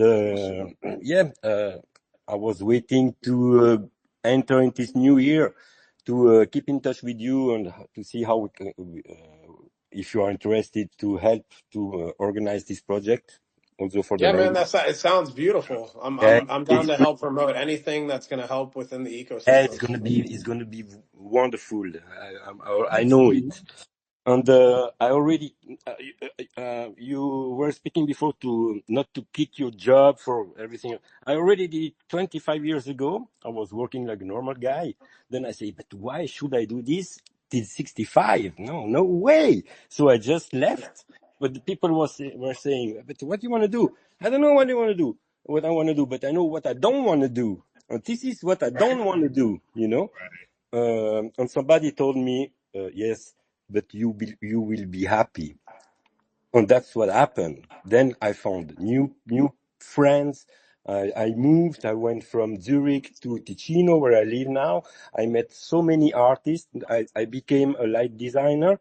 I became a freelance. I have my own company of I do light for theater, active entertainment, things like this. And this year, after 25 years, I wrote to all my customers saying that at the end of the year, 2025, I was stopping with this. I quit this field to do something else again. So here we are. Here we are. Oh, that's The, beautiful, man. yeah, I the love that. I love that story. Yeah. Yeah. I mean, I think, I don't know if you've been on this one, but were you on, I think we had you on Blockchain I Banter believe a so. Yeah. few weeks back. Yeah. Or have you been on, Yes. have you been on this show before? No, he hasn't been on with us. He's been on no, with I don't you and think so. Kara. No. Okay, got you. Yeah, I think you were on with Kara and myself. We caught you like Yes. one of the shows that we did like for 4 or 5 hours. Exactly. So One of the yeah, first. Yeah. yeah. So we're catching you at the tail end of this one too. No, that's beautiful, man. I'm happy to hear that you're doing this new venture, and sounds like you The have a thing. great opportunity there. So yeah, we'll definitely keep in touch and see what we can do to promote it. And Okay. sounds amazing. The thing is, in life, you have to do what you like, what you love, because life is Yes, too short. It's too short to go from 8 to 7, from Monday to Friday to work for somebody else. exactly. You I'm Absolutely. know, with it's too you. short. We're Don't all do. with you there. We're all with you there. So Rosario, I I'm would not love a to get. millionaire. I'm not a millionaire, but I'm so free, so happy with my life that I You're was. rich. You're rich. I'm rich That's inside. wealth right there. That's being rich right there. It's not about the number or a nominal amount, man. It's like Yeah. about having your freedom and choosing your life, you know? That's really what If it's about. you more information about my project, I will send you my manifesto I wrote down, and then we speak again. Okay. Sounds great, man. Sounds beautiful, I'm man. looking forward to it. Thank you What's for the coming on. website again? I wanted to see it. The You want website, to see what? the website for the project. Yeah, it's I already took the name, the how do you call it in English? The The domain. website. The The domain. domain. Voilà. I already did the domain is kaspacamp.org. Okay, I would love Like to talk to you about that because I there's so many people that would be interested in like helping develop that or even invest. I mean, yes, that's what I'm looking for. People to invest and to help, to create these things. And, if you know me better, you know I'm a very generous person. I already have a lot of friends that they are artists. They live with nothing. They know that they're going to have always a house in Sicily on my land. As I told you before, I don't want to be held alone Yeah. on and this land. No, and it Cephalou sounds like is such so a beautiful beautiful. project. I'll post in the episode description when we release the podcast that for people to take a look at it for sure. And I always make sure to put everyone who joins the call their tags in there too to so people can find you and follow along. Sounds like a beautiful And Yeah. project. and guys, 2020. Yes, yes, tell me. if you never been to Sicily before, like this area of Cephalou and is just beautiful. It's like clear So water. And Like another things in the town where I am from, it's called Collesano with 2L. There are so many people from Germany, from America, from France, from Switzerland, like over 50, buying a house there with olive trees and moving to this place. It's not a dead town, it's a small town, but you have a lot of dead town in Sicily that the young, they leave the country because they don't find job. They go to Switzerland, to Germany, to America, where you want. But in my town, we have a group on WhatsApp. We are more than 100.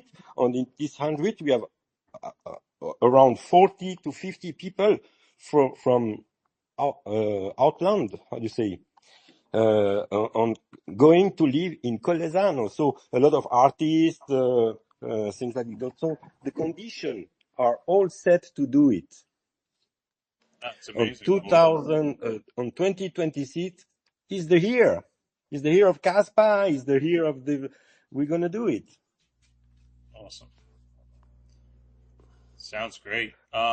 Yeah. All right. Well, it's been about 3 hours for us. If Elliot, you wanted to mention anything else, Parker just joined the chat. We're winding down here though. Um, anything left no, from the nothing audience, from and my then we're gonna side. head out of here. What was that, Elliot? Nothing from my side. Oh, okay. Well, thank you for joining. Great insight. One sent me the pack that you put together. We'll be taking a look at that over this next week and trying to delve into that as best we can. Rosario, thanks for coming up. I had mentioned before that I followed your tweet for the nodes. I'm gonna set up a node with one of the computers that you recommended on your side. Juan, anything else from you, brother? We're good to go here, man. Excited about the new year. Happy New Year again to everybody. Thanks, Elliot, for coming up. Like Bishop just said, we're going to take a look at what you sent. Discuss that more on next week's show. Rosario, great to hear from you. Love the project that you're Me doing. too. Definitely send you lots of love over there, brother. And yeah, great to hear from you, my man. And Same good from to me. see you down there, Parker. Thanks to the other people here on listening and chiming in. We appreciate you Buffalo, guys. thanks for Appreciate the audience. speaking. Yeah, Buffalo came by and spoke. We had a bunch of people. Buffalo came by. I appreciate Buffalo. We Yeah, had and Lavendi all come the people by. are going to listen back because we have a handful of people that end up listening back. Typically, Awesome. like 200-300 people that check it out afterwards. So Fantastic. All right, well, guys, that's episode 10 of Live on the Casper Standard. I'd like to thank everyone who hopped in, who chatted, who's listening back, all those good things. Catch us Mondays at noon. Juan's going to be traveling the globe, so if we have to make an adjustment, just stay tuned to socials at Glitch in 888 for Juan, at TW Takes Podcast for me. Just make sure you follow and repost our spaces to keep following along. Any questions you have for us, you're more than welcome to chime in throughout the week and always join the show. Until next time, my friends, thank you so much. Bye. see you guys.